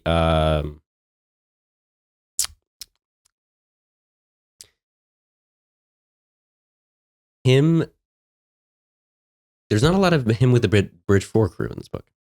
Kaladin and Bridge 4? Really only him dealing with Moash. I think it It's is like- mostly him and Moash. It's them getting the tattoos at the beginning, them Mhm. going out to drink, and that ends with him going with Moash to a meeting Yeah. for Between Moash was the whole Kaladin and thing. Bridge 4, it is mostly between Kaladin. which I did miss that, but I think the conflict for him was pretty good For Kaladin, his Yeah. like personal struggle with in this book. well, especially because Moash is kind of like, you know, he's a bad guy. Yeah. Like Elokar is a bad guy. Like he's just like a freaking Light Eyes again. Yeah. Um, Moash was really bringing out that deep hatred for mhm. Light Eyes from Kaladin as well. But I thought it was cool seeing him in the chasm, learning how to do his little like flashing the Mhm. stuff. But him also training with he does train with the Bridge 4 crew because he sticks Lope into a fucking wall. Yeah, and the whole time Sigil is just taking notes and Yeah. shit, like trying to figure out like how much Stormlight it takes to do what. Yeah. And yeah, in the background he is just sticking open the walls. But there's like one thing, he's like talking to Sigil and Kaladin's just like walking and he's like, he goes to like walk up the wall and then he like falls because he didn't lash it properly. Yeah. And then he does it again. So yeah, that was cool. I thought that was good. I was happy that Bridge 4 at least got some stuff like with Adolin, like Scar and Dre helping him out. Mm-hmm.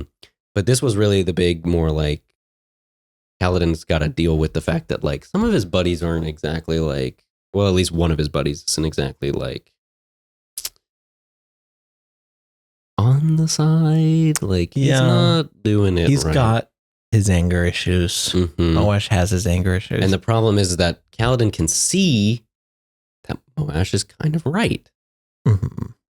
So, which obviously leads to him losing a little bit of it. Well, not a little bit, losing his bond with Syl. He does end up losing almost Completely. breaking his bond with Syl in this book. I think I when think he it's very goes- close.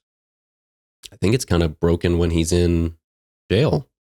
I mean, yeah, because Syl is gone.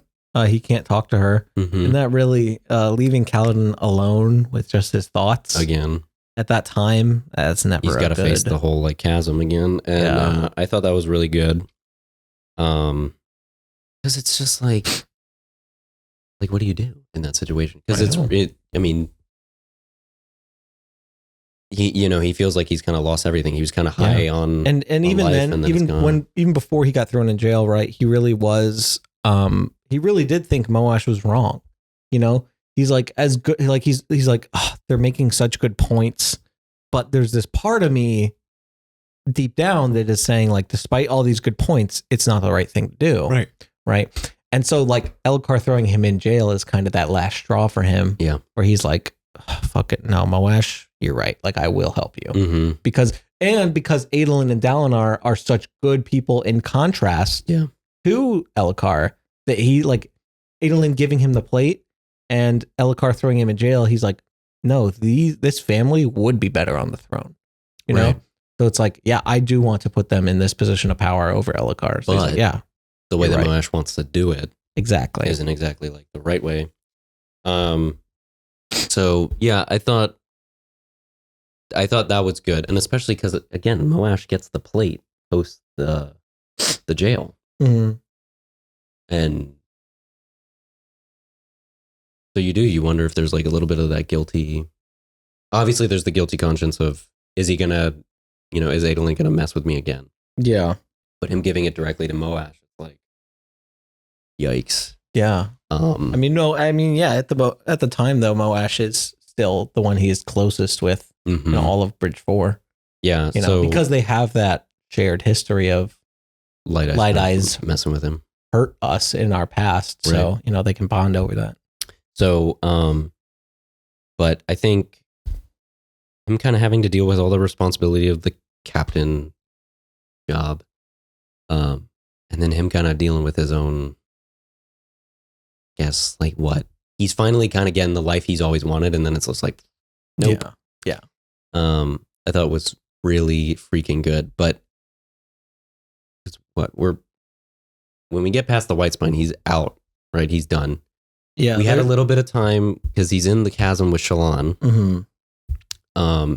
And I do like those chapters because it makes both of them they're both really sussing each other out in those chapters too, because they're like, that bitch a Night Radiant, and is that bitch a Night Radiant? like, do they got powers? What's going on? I think that's both of them at their most themselves for all of those chapters, which I thought was very necessary, especially those two kind of being together. Because again, I don't think they should be romantically involved with each other. Oh, I agree. Yeah, but I did think those chapters were really beautiful. Where Kaladin was she tells the story right when they're in the little section of the chasm where they're hiding from the flood.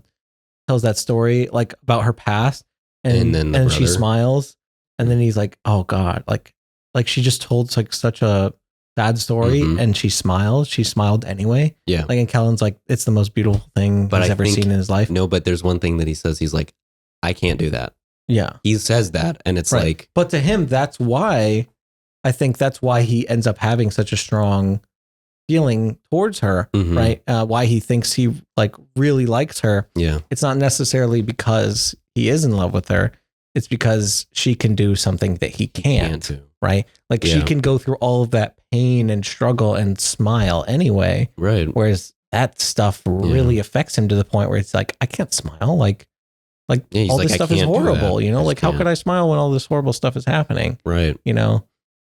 Yeah. So he envies that part of her, and I think that's what he's in love with. Yeah. I think that's really cool. Especially for both of those characters. And then also the fact that it's oh, she doesn't know that. Oh shit! I killed this girl's brother. Killed her brother. Oops. Shit.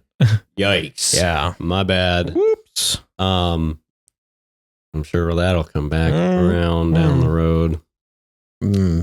But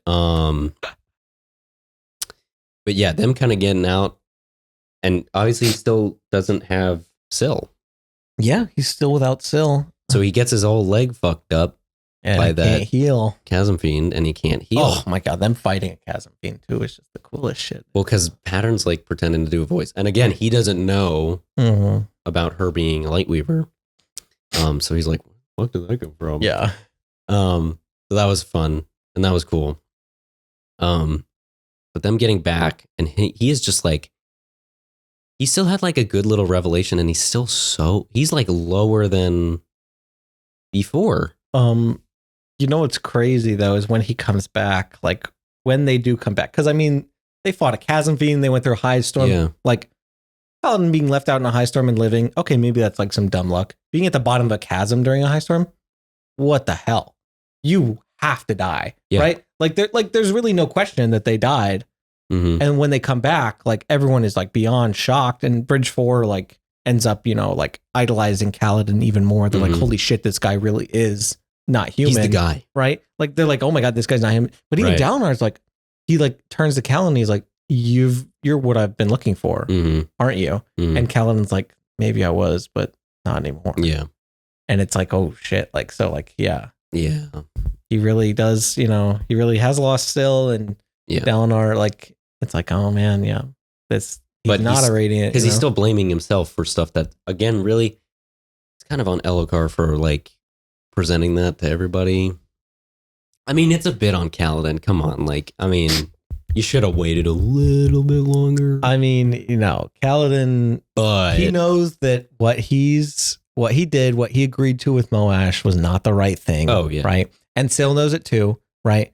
So they know that action is in violation of his oath. Yeah. And that's what is separating them. So he knows that despite that, he did something that violated his oath. And, he doesn't get that back until he makes actions to fix that. Right. Until he physically steps in between Moash and the king and says, no, I won't let you. Oh, well, we want to talk about Moash and Graves versus Kaladin. Yeah, we can talk about No leg Kaladin and the king. Yeah. Dude. Yeah, dude. What? Him busting into the room after he's like, I gotta fucking save Elokar. Yeah. And he busts in the room, and the chapter ends with it being like, and he's not moving. Yeah, well, there's that chapter where Elokar goes to Kaladin drunk. Yes. Right? And he's like, I just want to be like a hero like you. I just want to be loved like you. And he's like, Kaladin kind of cool. Kaladin sits on that for a while, and he's like, shit. Like, and and this is after Dalinar gave him the truth of what happened with Elokar and Moash's like grandparents as well, and how it wasn't like exactly Elokar's fault, right? Like Elokar wasn't the one who executed them. No, it was right? It was the other guy. It was what's his face? Yes. The guy that is the high prince of Kaladin's old town. Oh God. It starts with an R, doesn't it? Yeah. It is the same guy. That asshole. But yeah, regardless, like, so Kaladin kind of knows the truth. He knows that Elkar's not directly responsible for their deaths. Yeah. Right. And he tries to explain that to Moash, and Moash is like, he doesn't really care. He's not having it. But like, after that talk with the king, while the king's drunk, Kaladin like sits on it, and he's like, I mean, yeah, like, he's not a great king, but he does try. He's a person. Yeah, he's a person. He's trying. He does really try. Right. And that's when he's like, okay, yeah, like, I gotta storm it. Elokar tries. I have to help him. I cannot let him be murdered. But so him pulling up, he fucks up one of the guards. Blocking, he fucks up one of the guards, and he can't even like walk. He has the most bum leg of all time. Yes, and he beats that guard's head into the door. So he can barely, because it shows him, like, it talks about him like training with the spear, and he's like, I can't even do anything. Yeah, and he busts in, beats the shit out of one of the guards.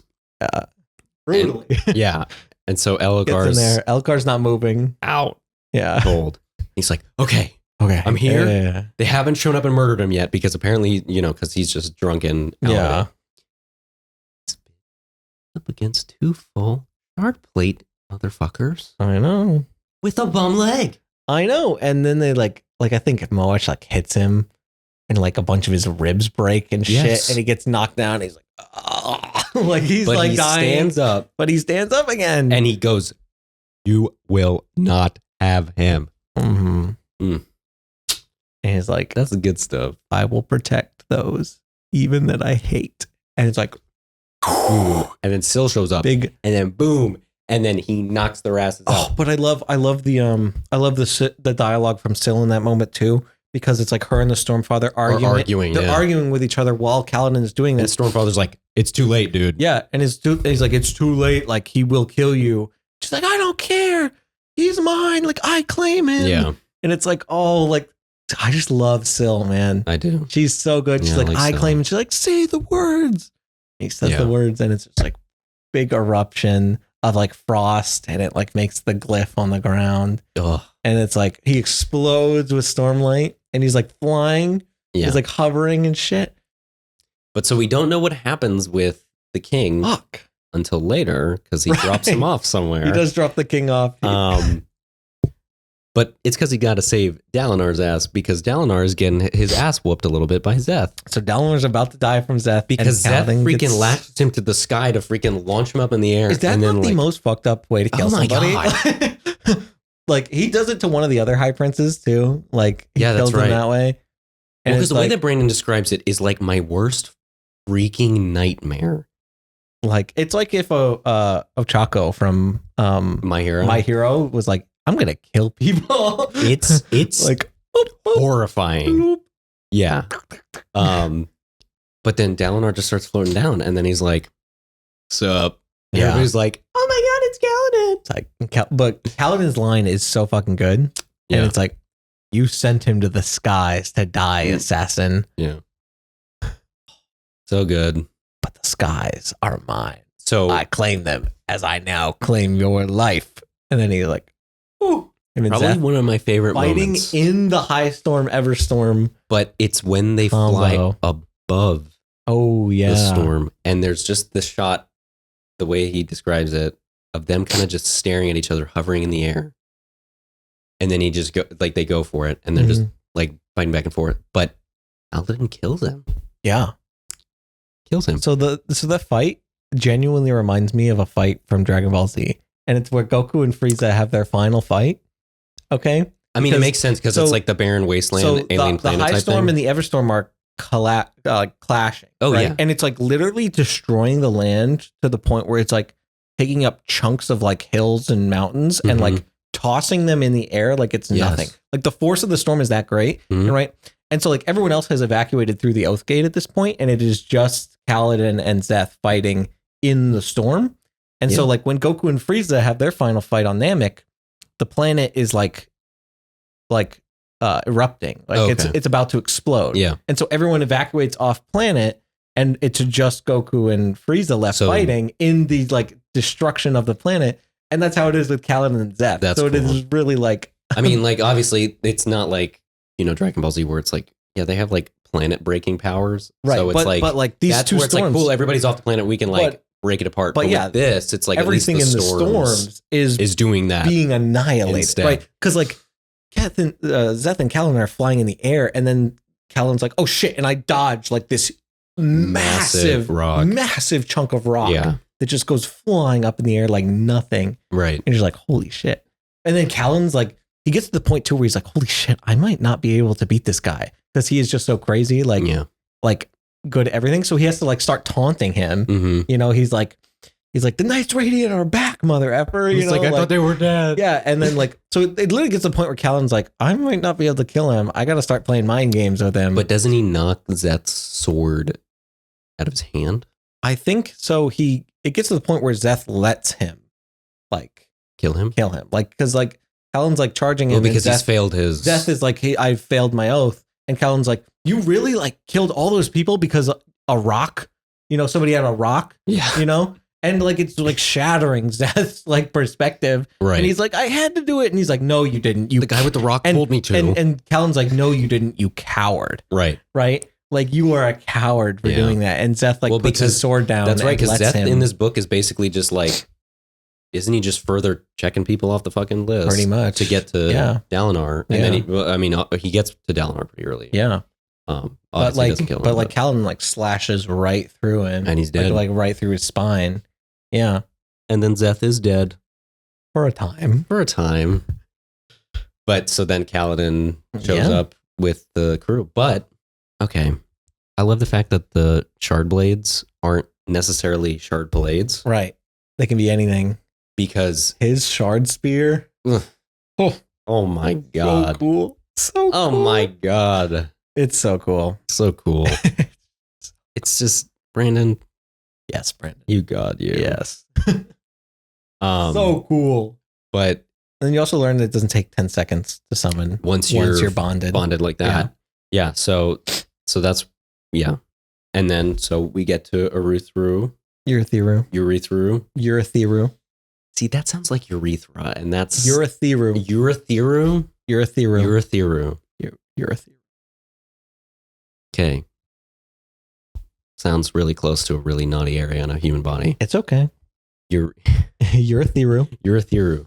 Names are hard, guys. They are, especially when Brandon's making them. I know. But they're on Urethru, and So one, Dalinar bonds with the Stormfather, so he's a bondsmith. Shallan sees that Mraize just miraculously fucking was there and was like, where's still the Ghostbloods? Like, but it's cool that you're a Lightweaver. I'm happy that we have that on our team now. Yeah. And she's like, good. So, but they have like a little bit of a meeting, and we kind of see that the Knights Radiant are fully realized now, because now we know that, like, they know that Shallan is one. Dalinar's one. Yeah. Kaladin's the Windrunner. Oh, and when Kaladin shows up to the Shattered Plains and saves Dalinar, he's like, "You are what I've been looking for." Yeah. And he's like, yes, I am. Yeah. Oh, so cool. Good line. Yeah. And then we find out that Renarin was a freaking Truth Watcher the Yeah. whole damn time. Yeah. But it just makes so much sense. Why his glasses were gone, why he was freaking out when holding the blade. It's those little... Yeah, just those little details that all come together. Well, even just character things, because Renarin joins Bridge 4 in this book. Mm-hmm. Yeah. And the Truth Watchers are what? They're more like they see the future. So it's kind of like, or it's a making my own future type thing. Yeah. So he kind of starts actually choosing things to come into his own. Yeah. So you kind of see that with him joining Bridge 4, and Dalinar and Adolin are like, I mean, I guess even Kaladin and some of the Bridge 4 people are like, yeah, I mean, if you want to, I guess. Mm-hmm. I mean, you're like a freaking royal. Oh, okay. You want to hang out with us? Like there's not much, they can't really say no. Yeah. I mean, he's as high of a light eyes as you can get. But just a simple like character choice. It's like, fucking God, he was that the whole time. Yeah. So that's cool. I hope we get to see some more Renarin in the future, which he's already told me that not that much. No, but everything you do get is really good. Yeah. Because I love Renarin. Yeah. And hopefully within the next 5, hopefully in book 5, we get more Renarin. Oh, maybe. I really do. And then hopefully in the next set of books, we get a lot more. We haven't seen the cover of book 5. We've only seen the pixelated cover. We've seen the pixelated cover. Who knows? Who knows? But I do want more Renarin though. Yeah, he's a great character. Because I want to see Gliss. Yeah. He sounds silly. Gliss. So yeah. So they're the new Knights Radiant. But then there's like 50 other big revelations that happen at the end. Because then the Sadius crew pulls up to Urethru. And what does fucking Adolin's dumbass do? He goes, "You're mean," and murders him. Yeah, he does murder Sadius. He does stab him. And then steals Oathbringer and just goes, and hides it. Yeah. What were you thinking? I don't know, man. I mean, he was thinking he was tired of Sadius. I mean, we know what he was thinking. All right, he was tired of Sadius, and he looked in Sadius's eyes, and he thought, he was like, I know this motherfucker is going to keep going. Is never going to stop. He's never going to stop. Right?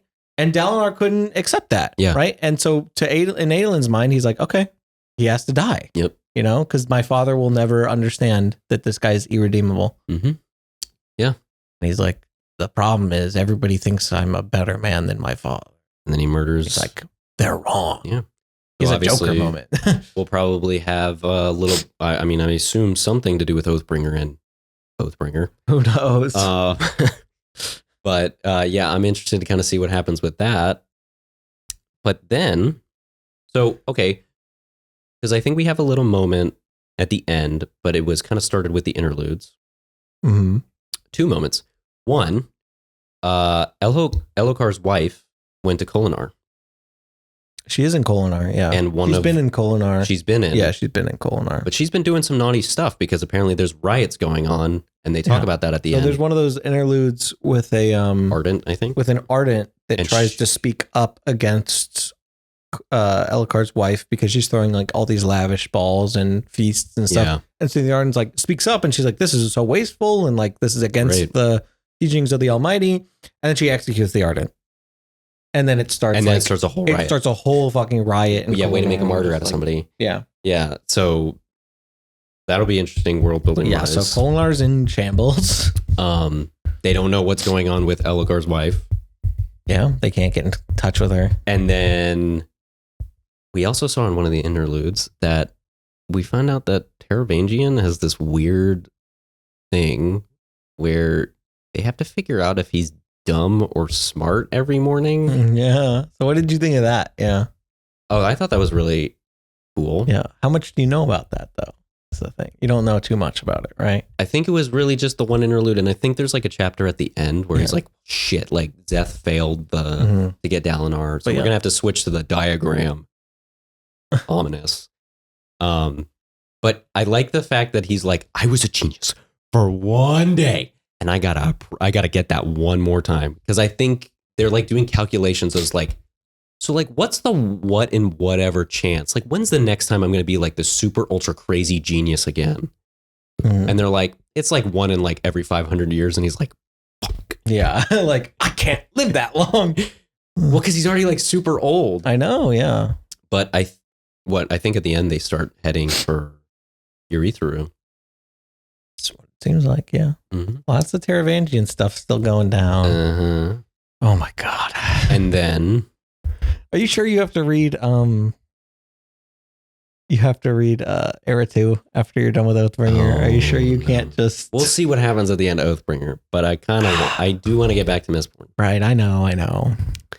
But and then we see what Amaram's who after he left, because he went to go find the madman. Yeah. But madman. So he can't get his dumb extra shard blade. Suck it, I think, is in order. But he talks about the Sons of Honor. I wonder who else. Who knows? I wonder what they say. And then finally, one of the best revelations: Zeth is alive. Zeth is not dead. That's crazy. Oh, I guess we'll talk about the epilogue, but Nail, yes, had something that could reattach his soul to his body. Interesting. Very interesting. Assumably because he's one of the heralds. Right. Yeah. He's the herald of the Skybreakers, which we haven't seen yet. He is the herald of the Skybreakers. But then he hands silly little Zeth a sword. He does hand him a little sword, doesn't he? And guess what the sword does when he picks it up? Zeth picks up the sword, and what does the sword do? Would you like to destroy some evil today? Oh my god, so good. Love right? that little so dude. Good. I love Nightblood.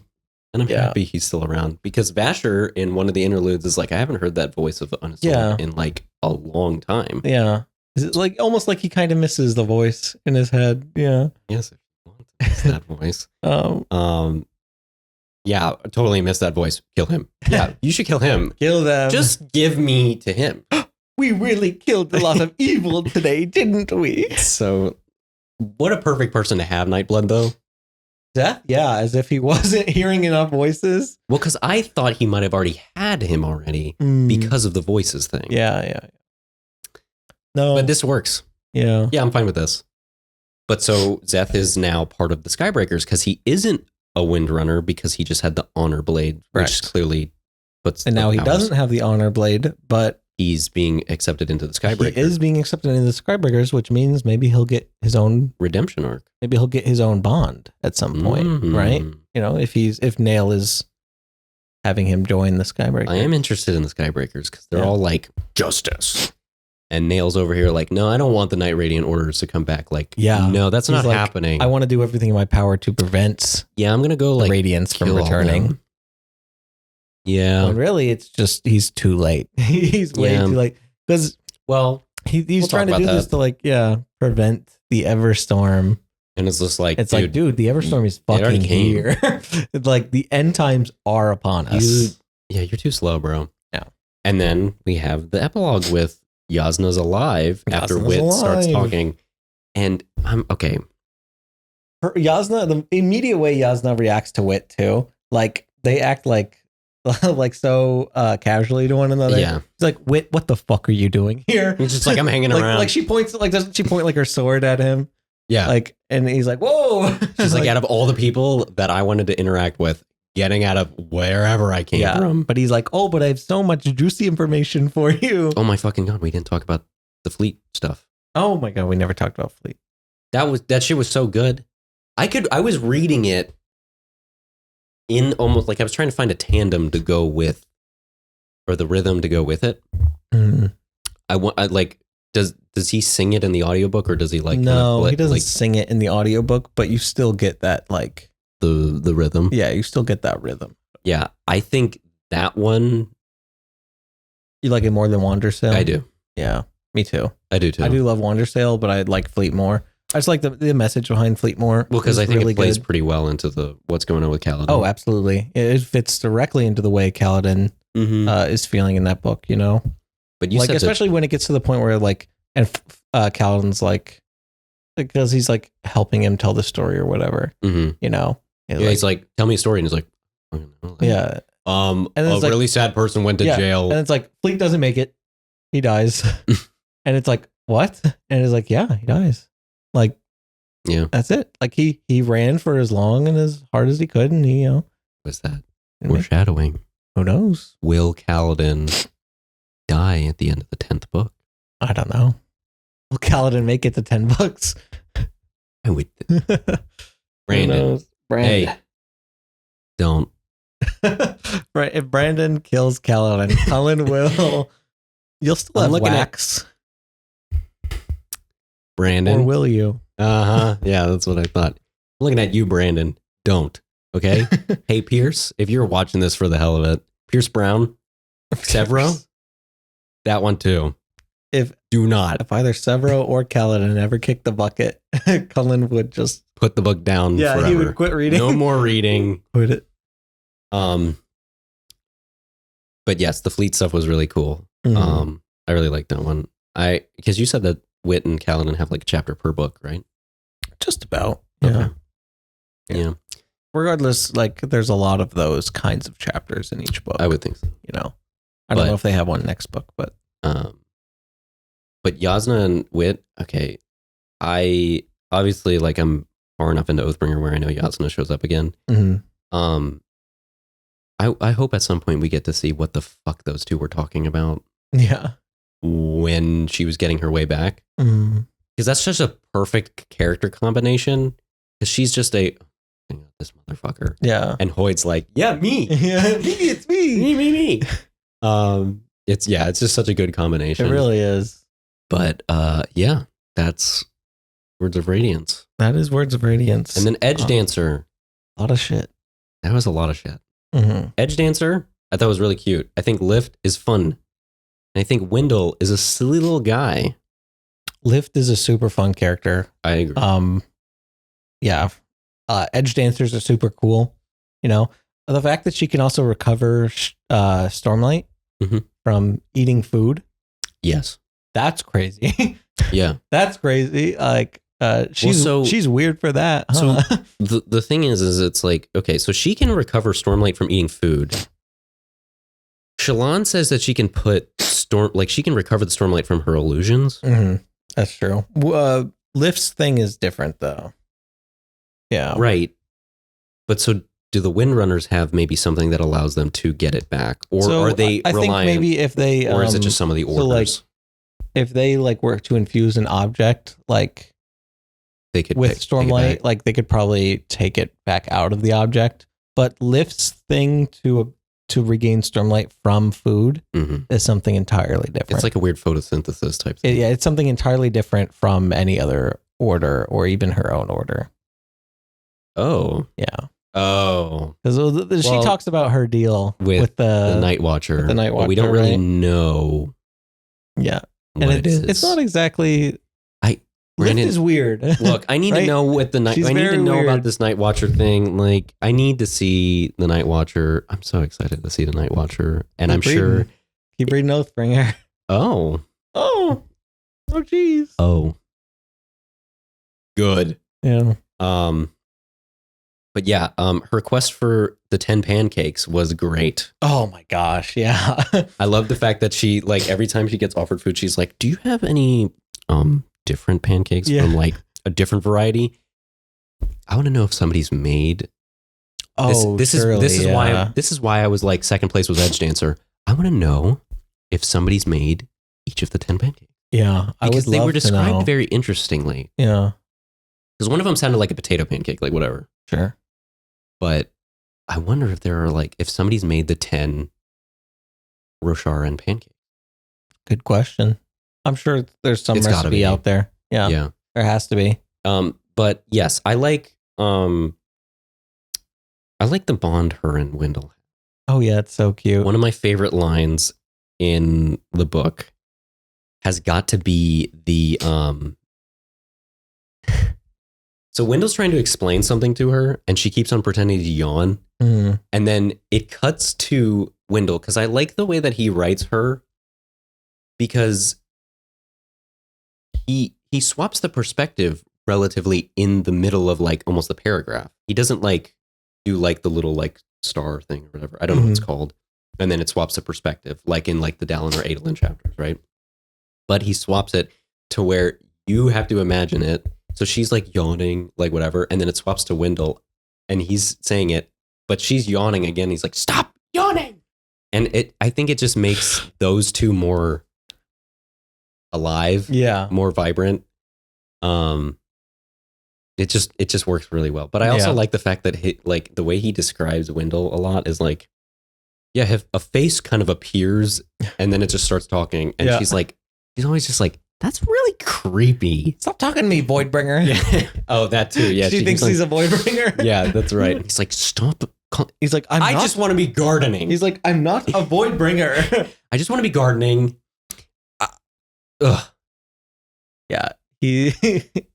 But it's funny that you told me that the Edgedancers are supposed to be this very refined order, and Lift is like the complete and utter opposite of that. Yeah. So I wonder if her game plan, character arc, is to be more refined, and stuff. Who knows? Lift is, and she's anything but refined or articulate. Yeah. She's very not. She's getting hunted by what she describes as darkness, but we know it's Nail. It's Nail. I actually really like Nail. I'm actually really excited to see more of Nail him. is a very good character. I just like, because I think at the end where he's kind of like of Edgedancer, and she's like, dude, we're back. Mm-hmm. Like, we're back. Yeah. And he's like, shit. Yeah. He's like, I failed. And there's that moment too where he's like, he like cries, and she's like holding him too. And it's just like, just such a good moment. What was her second? Her ideal is like, I promise to remember. Well, the main one is, I will remember those that are forgotten. Mm-hmm. But I don't remember what. I can't remember what the next one is. Was. Yeah. Ugh, we need the fact checker. Yeah, we don't have our Jamie here. But our little goblin. But also, I mean, really, it's just a little bit of like, the book is mainly kind of Lift just kind of screwing around, looking for pancakes. It's so fun. Until like the end where we get one. She also sees Zeth. She sees Zeth.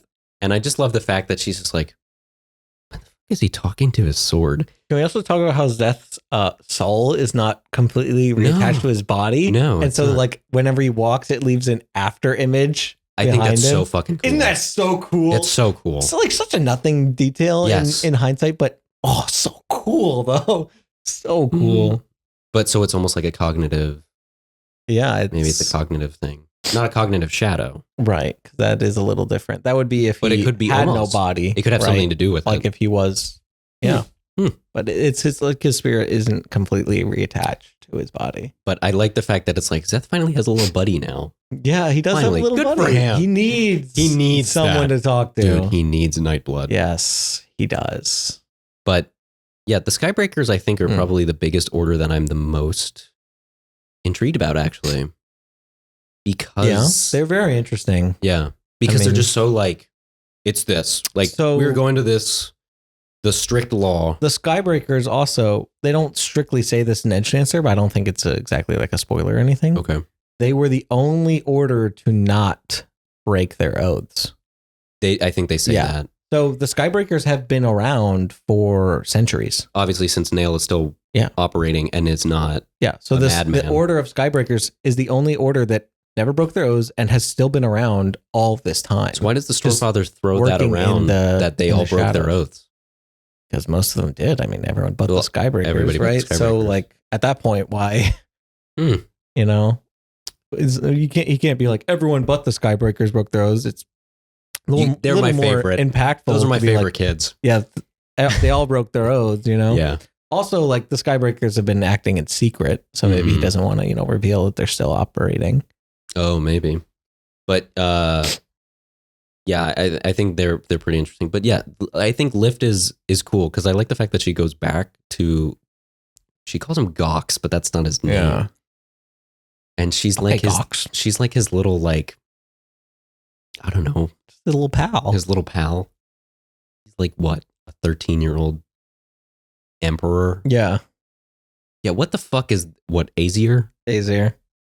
Them with their fucking paperwork. Is that the thing? The Azish, yeah, they like their paperwork. What is that? I don't know. It's so like, leave it to Brandon to be like, yeah, so They're very like bureaucratic. super medieval fantasy kingdom. Yeah. They're also super like up on paperwork. They're Like nerdy. They're nerdy super as hell. nerdy. They're super bureaucratic. Yeah, they like their bureaucracy.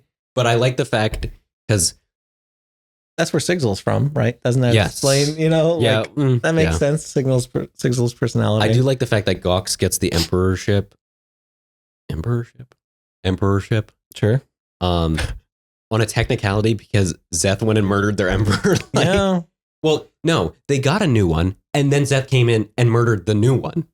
Yeah, and then they were looking for another new one. And then like Gox was like who they put in case he came to murder this one again. Yeah, because they were like, okay, he's kind of a nobody, right? So right, you know, so, and he made for like a good like story, like because Lift saved him, right? So it's like this kid who like came back to life, and Nail was like, I can't kill her here. Okay, no, yeah, kids saving her.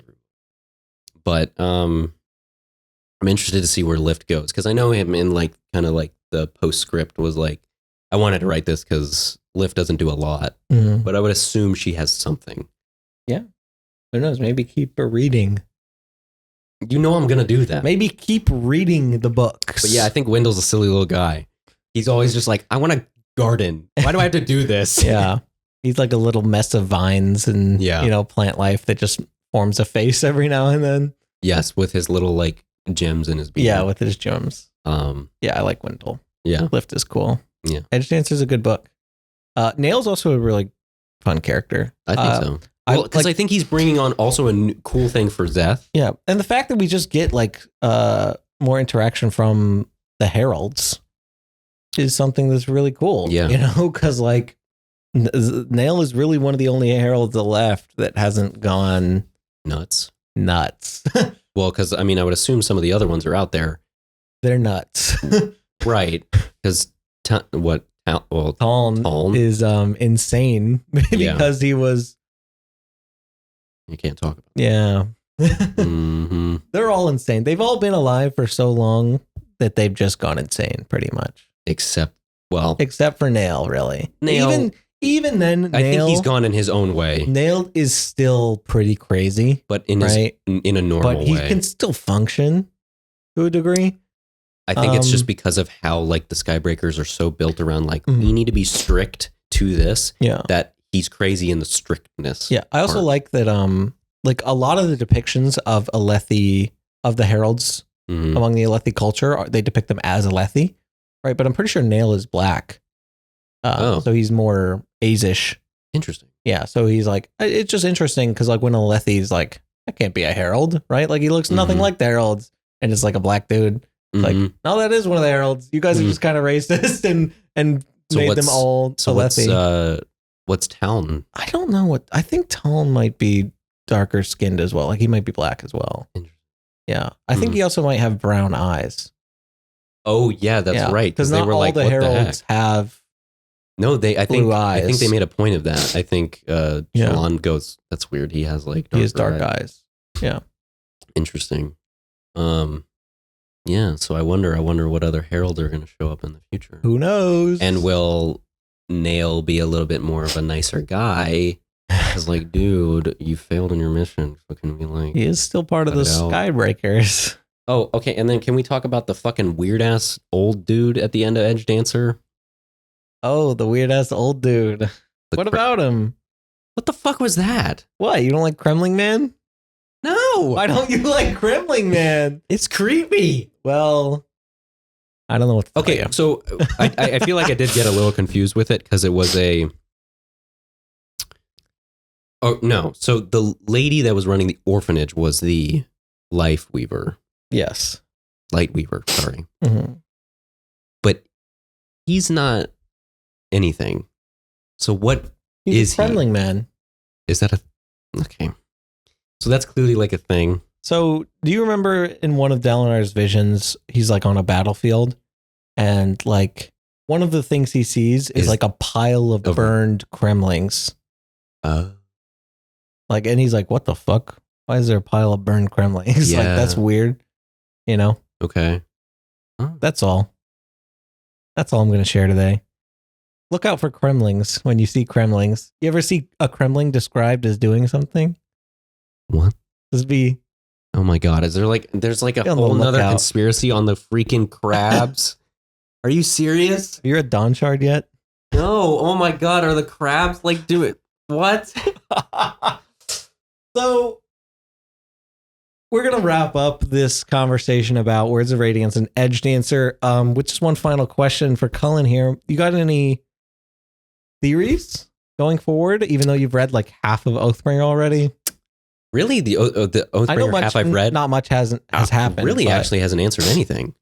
what are your theories going forward in the series? I'm interested to kind of see. Well, one, the Night Watcher stuff still. Okay. Probably one of my most anticipated is that, especially now that Lift has a deal with her or him or whatever it is. I'm interested to see the other heralds. Okay. See how fucking nuts they are.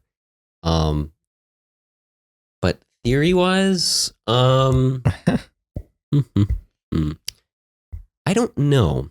I'm very intrigued by this whole diagram thing with Teravangian.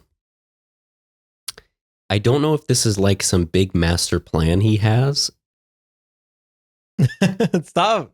What are you doing? Keep going. Keep talking. I don't know if this is like some big master plan he has, but I'm assuming. Well, no, he does mention odium. They do mention odium in words. I assume odium has to do with something. Oh, okay. I know about the big one. So it sounds like there's 3 shards Okay. on Roshar. Well, one of them's dead. Interesting. However, 2 came. Who did what? Okay. Honor and cultivation had shown up. Oh, that's a new one It seems like. from last time, isn't it? Yeah, a bit. Interesting. But odium's there. Oh, But I don't think he's supposed to be there. I'm wondering if Honor is the one that has supplied the 10 Knights Radiant Orders, obviously, okay. since they call them the Honor Blades or Shard Blades. Okay, whatever. But these are Sure. specifically the ones for the Heralds. Yeah, okay. I'm wondering if Odium has his own crew of silly little heralds himself. Mm. And that might be what the Stormspren is that hangs out with the Parshendi. Turns them into... Or are they Voidbringers? Or are the crab people Voidbringers? Interesting. Everything is a Voidbringer and nothing is a Voidbringer. The crabs are watching you. I am slowly becoming Next like time a herald Cullen goes myself. to the beach and he sees a crab, like I'm going to looking at have him, to throw it.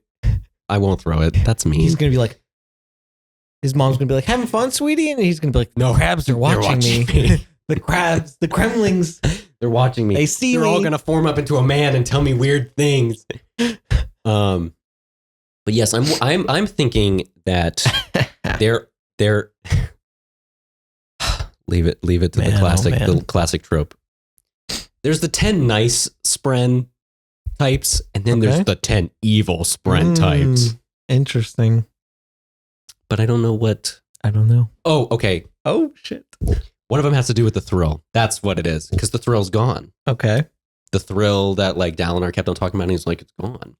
But that might be been because he was starting to have emergences of him maybe being a bondsmith. Not exactly being a bondsmith, but he could have been. And that's where the thrill went away. But Aishonai kind of talks about having somewhat of like something that was described similarly to thrill. She didn't use the word thrill, but it's similar. And that might explain also because Adolin talks about the thrill, him still having Did you it. bring your hat or no? Shit! Oh, he left his hat in the other dungeon. No, it's over there, but I don't want to okay. get up. But that might be why Adolin killed Sadius, because he might have an evil Spren. Interesting. Oh, no. Guys. Brandon, what have you done? Are you going to pay for my medical bills now? Because I'm going crazy. All right. Well, I think that wraps up our, I think that wraps our up talk with it. about Words of Radiance and Edgedancer. Yeah. Cullen is losing his mind. Yeah. Yeah, I'm excited for that Oathbringer book. Are we going to do Oathbringer? So are we going to do Oathbringer and Dawn Shard next, or are we just going to do Oathbringer next? If I choose to read Dawnshard instead of then we'll Mistborn first, then yes. But either way, Oathbringer will be the next one we do. Yeah. Right. Oathbringer will be the next one. I personally think Cullen will finish out the series once he reads Oathbringer. I don't think he'll take a pause. Oh, you don't think I'm going to go to Mistborn next? No, I think you'll go to Dawnshard and then you'll go to Rhythm of War. Really? Well, because don't you remember, it's forever back when I told you that Rhythm of War has the best, craziest cliffhanger of all time. Yeah, you did tell me that. I can't keep that in for much longer. I'm going to explode. Well, but I can't read Yumi and Sunlit Man until Rhythm. I'm still going to explode if somebody doesn't share this burden with me. Oh, that's right. Do Literally, you get that? you're the only one in the only one of the whole group. The whole group of us, like friends, his girlfriend, are all reading like various parts of Cosmere stuff. But no one is caught up. And I'm like the only one that's I think I'm the closest to being caught up. Yes. But I have still been sitting on the Rhythm of War cliffhanger since end of last year. 2022. Oh man. Yeah. Are you for real? Yes. Oh, that's right, because you read them back to back. It's been 2 years. Over 2 years, probably. Ooh. Yeah. I know. Maybe I'll read Oathbringer, and then I'll read Mistborn, and then I'll read Dawnshard, and then I'll read Lost Metal, and then I'll just read Rhythm of War right up until the end when the truth comes out. I can't keep it in. I'm going. We'll see. You know I'm going to read the Mistborn one so freaking fast. I know. But like, just here's the thing. Every podcast we have, every time we're talking about Stormlight, we get closer and closer to like you knowing all this stuff, right? Like there's just so much more stuff to know, right?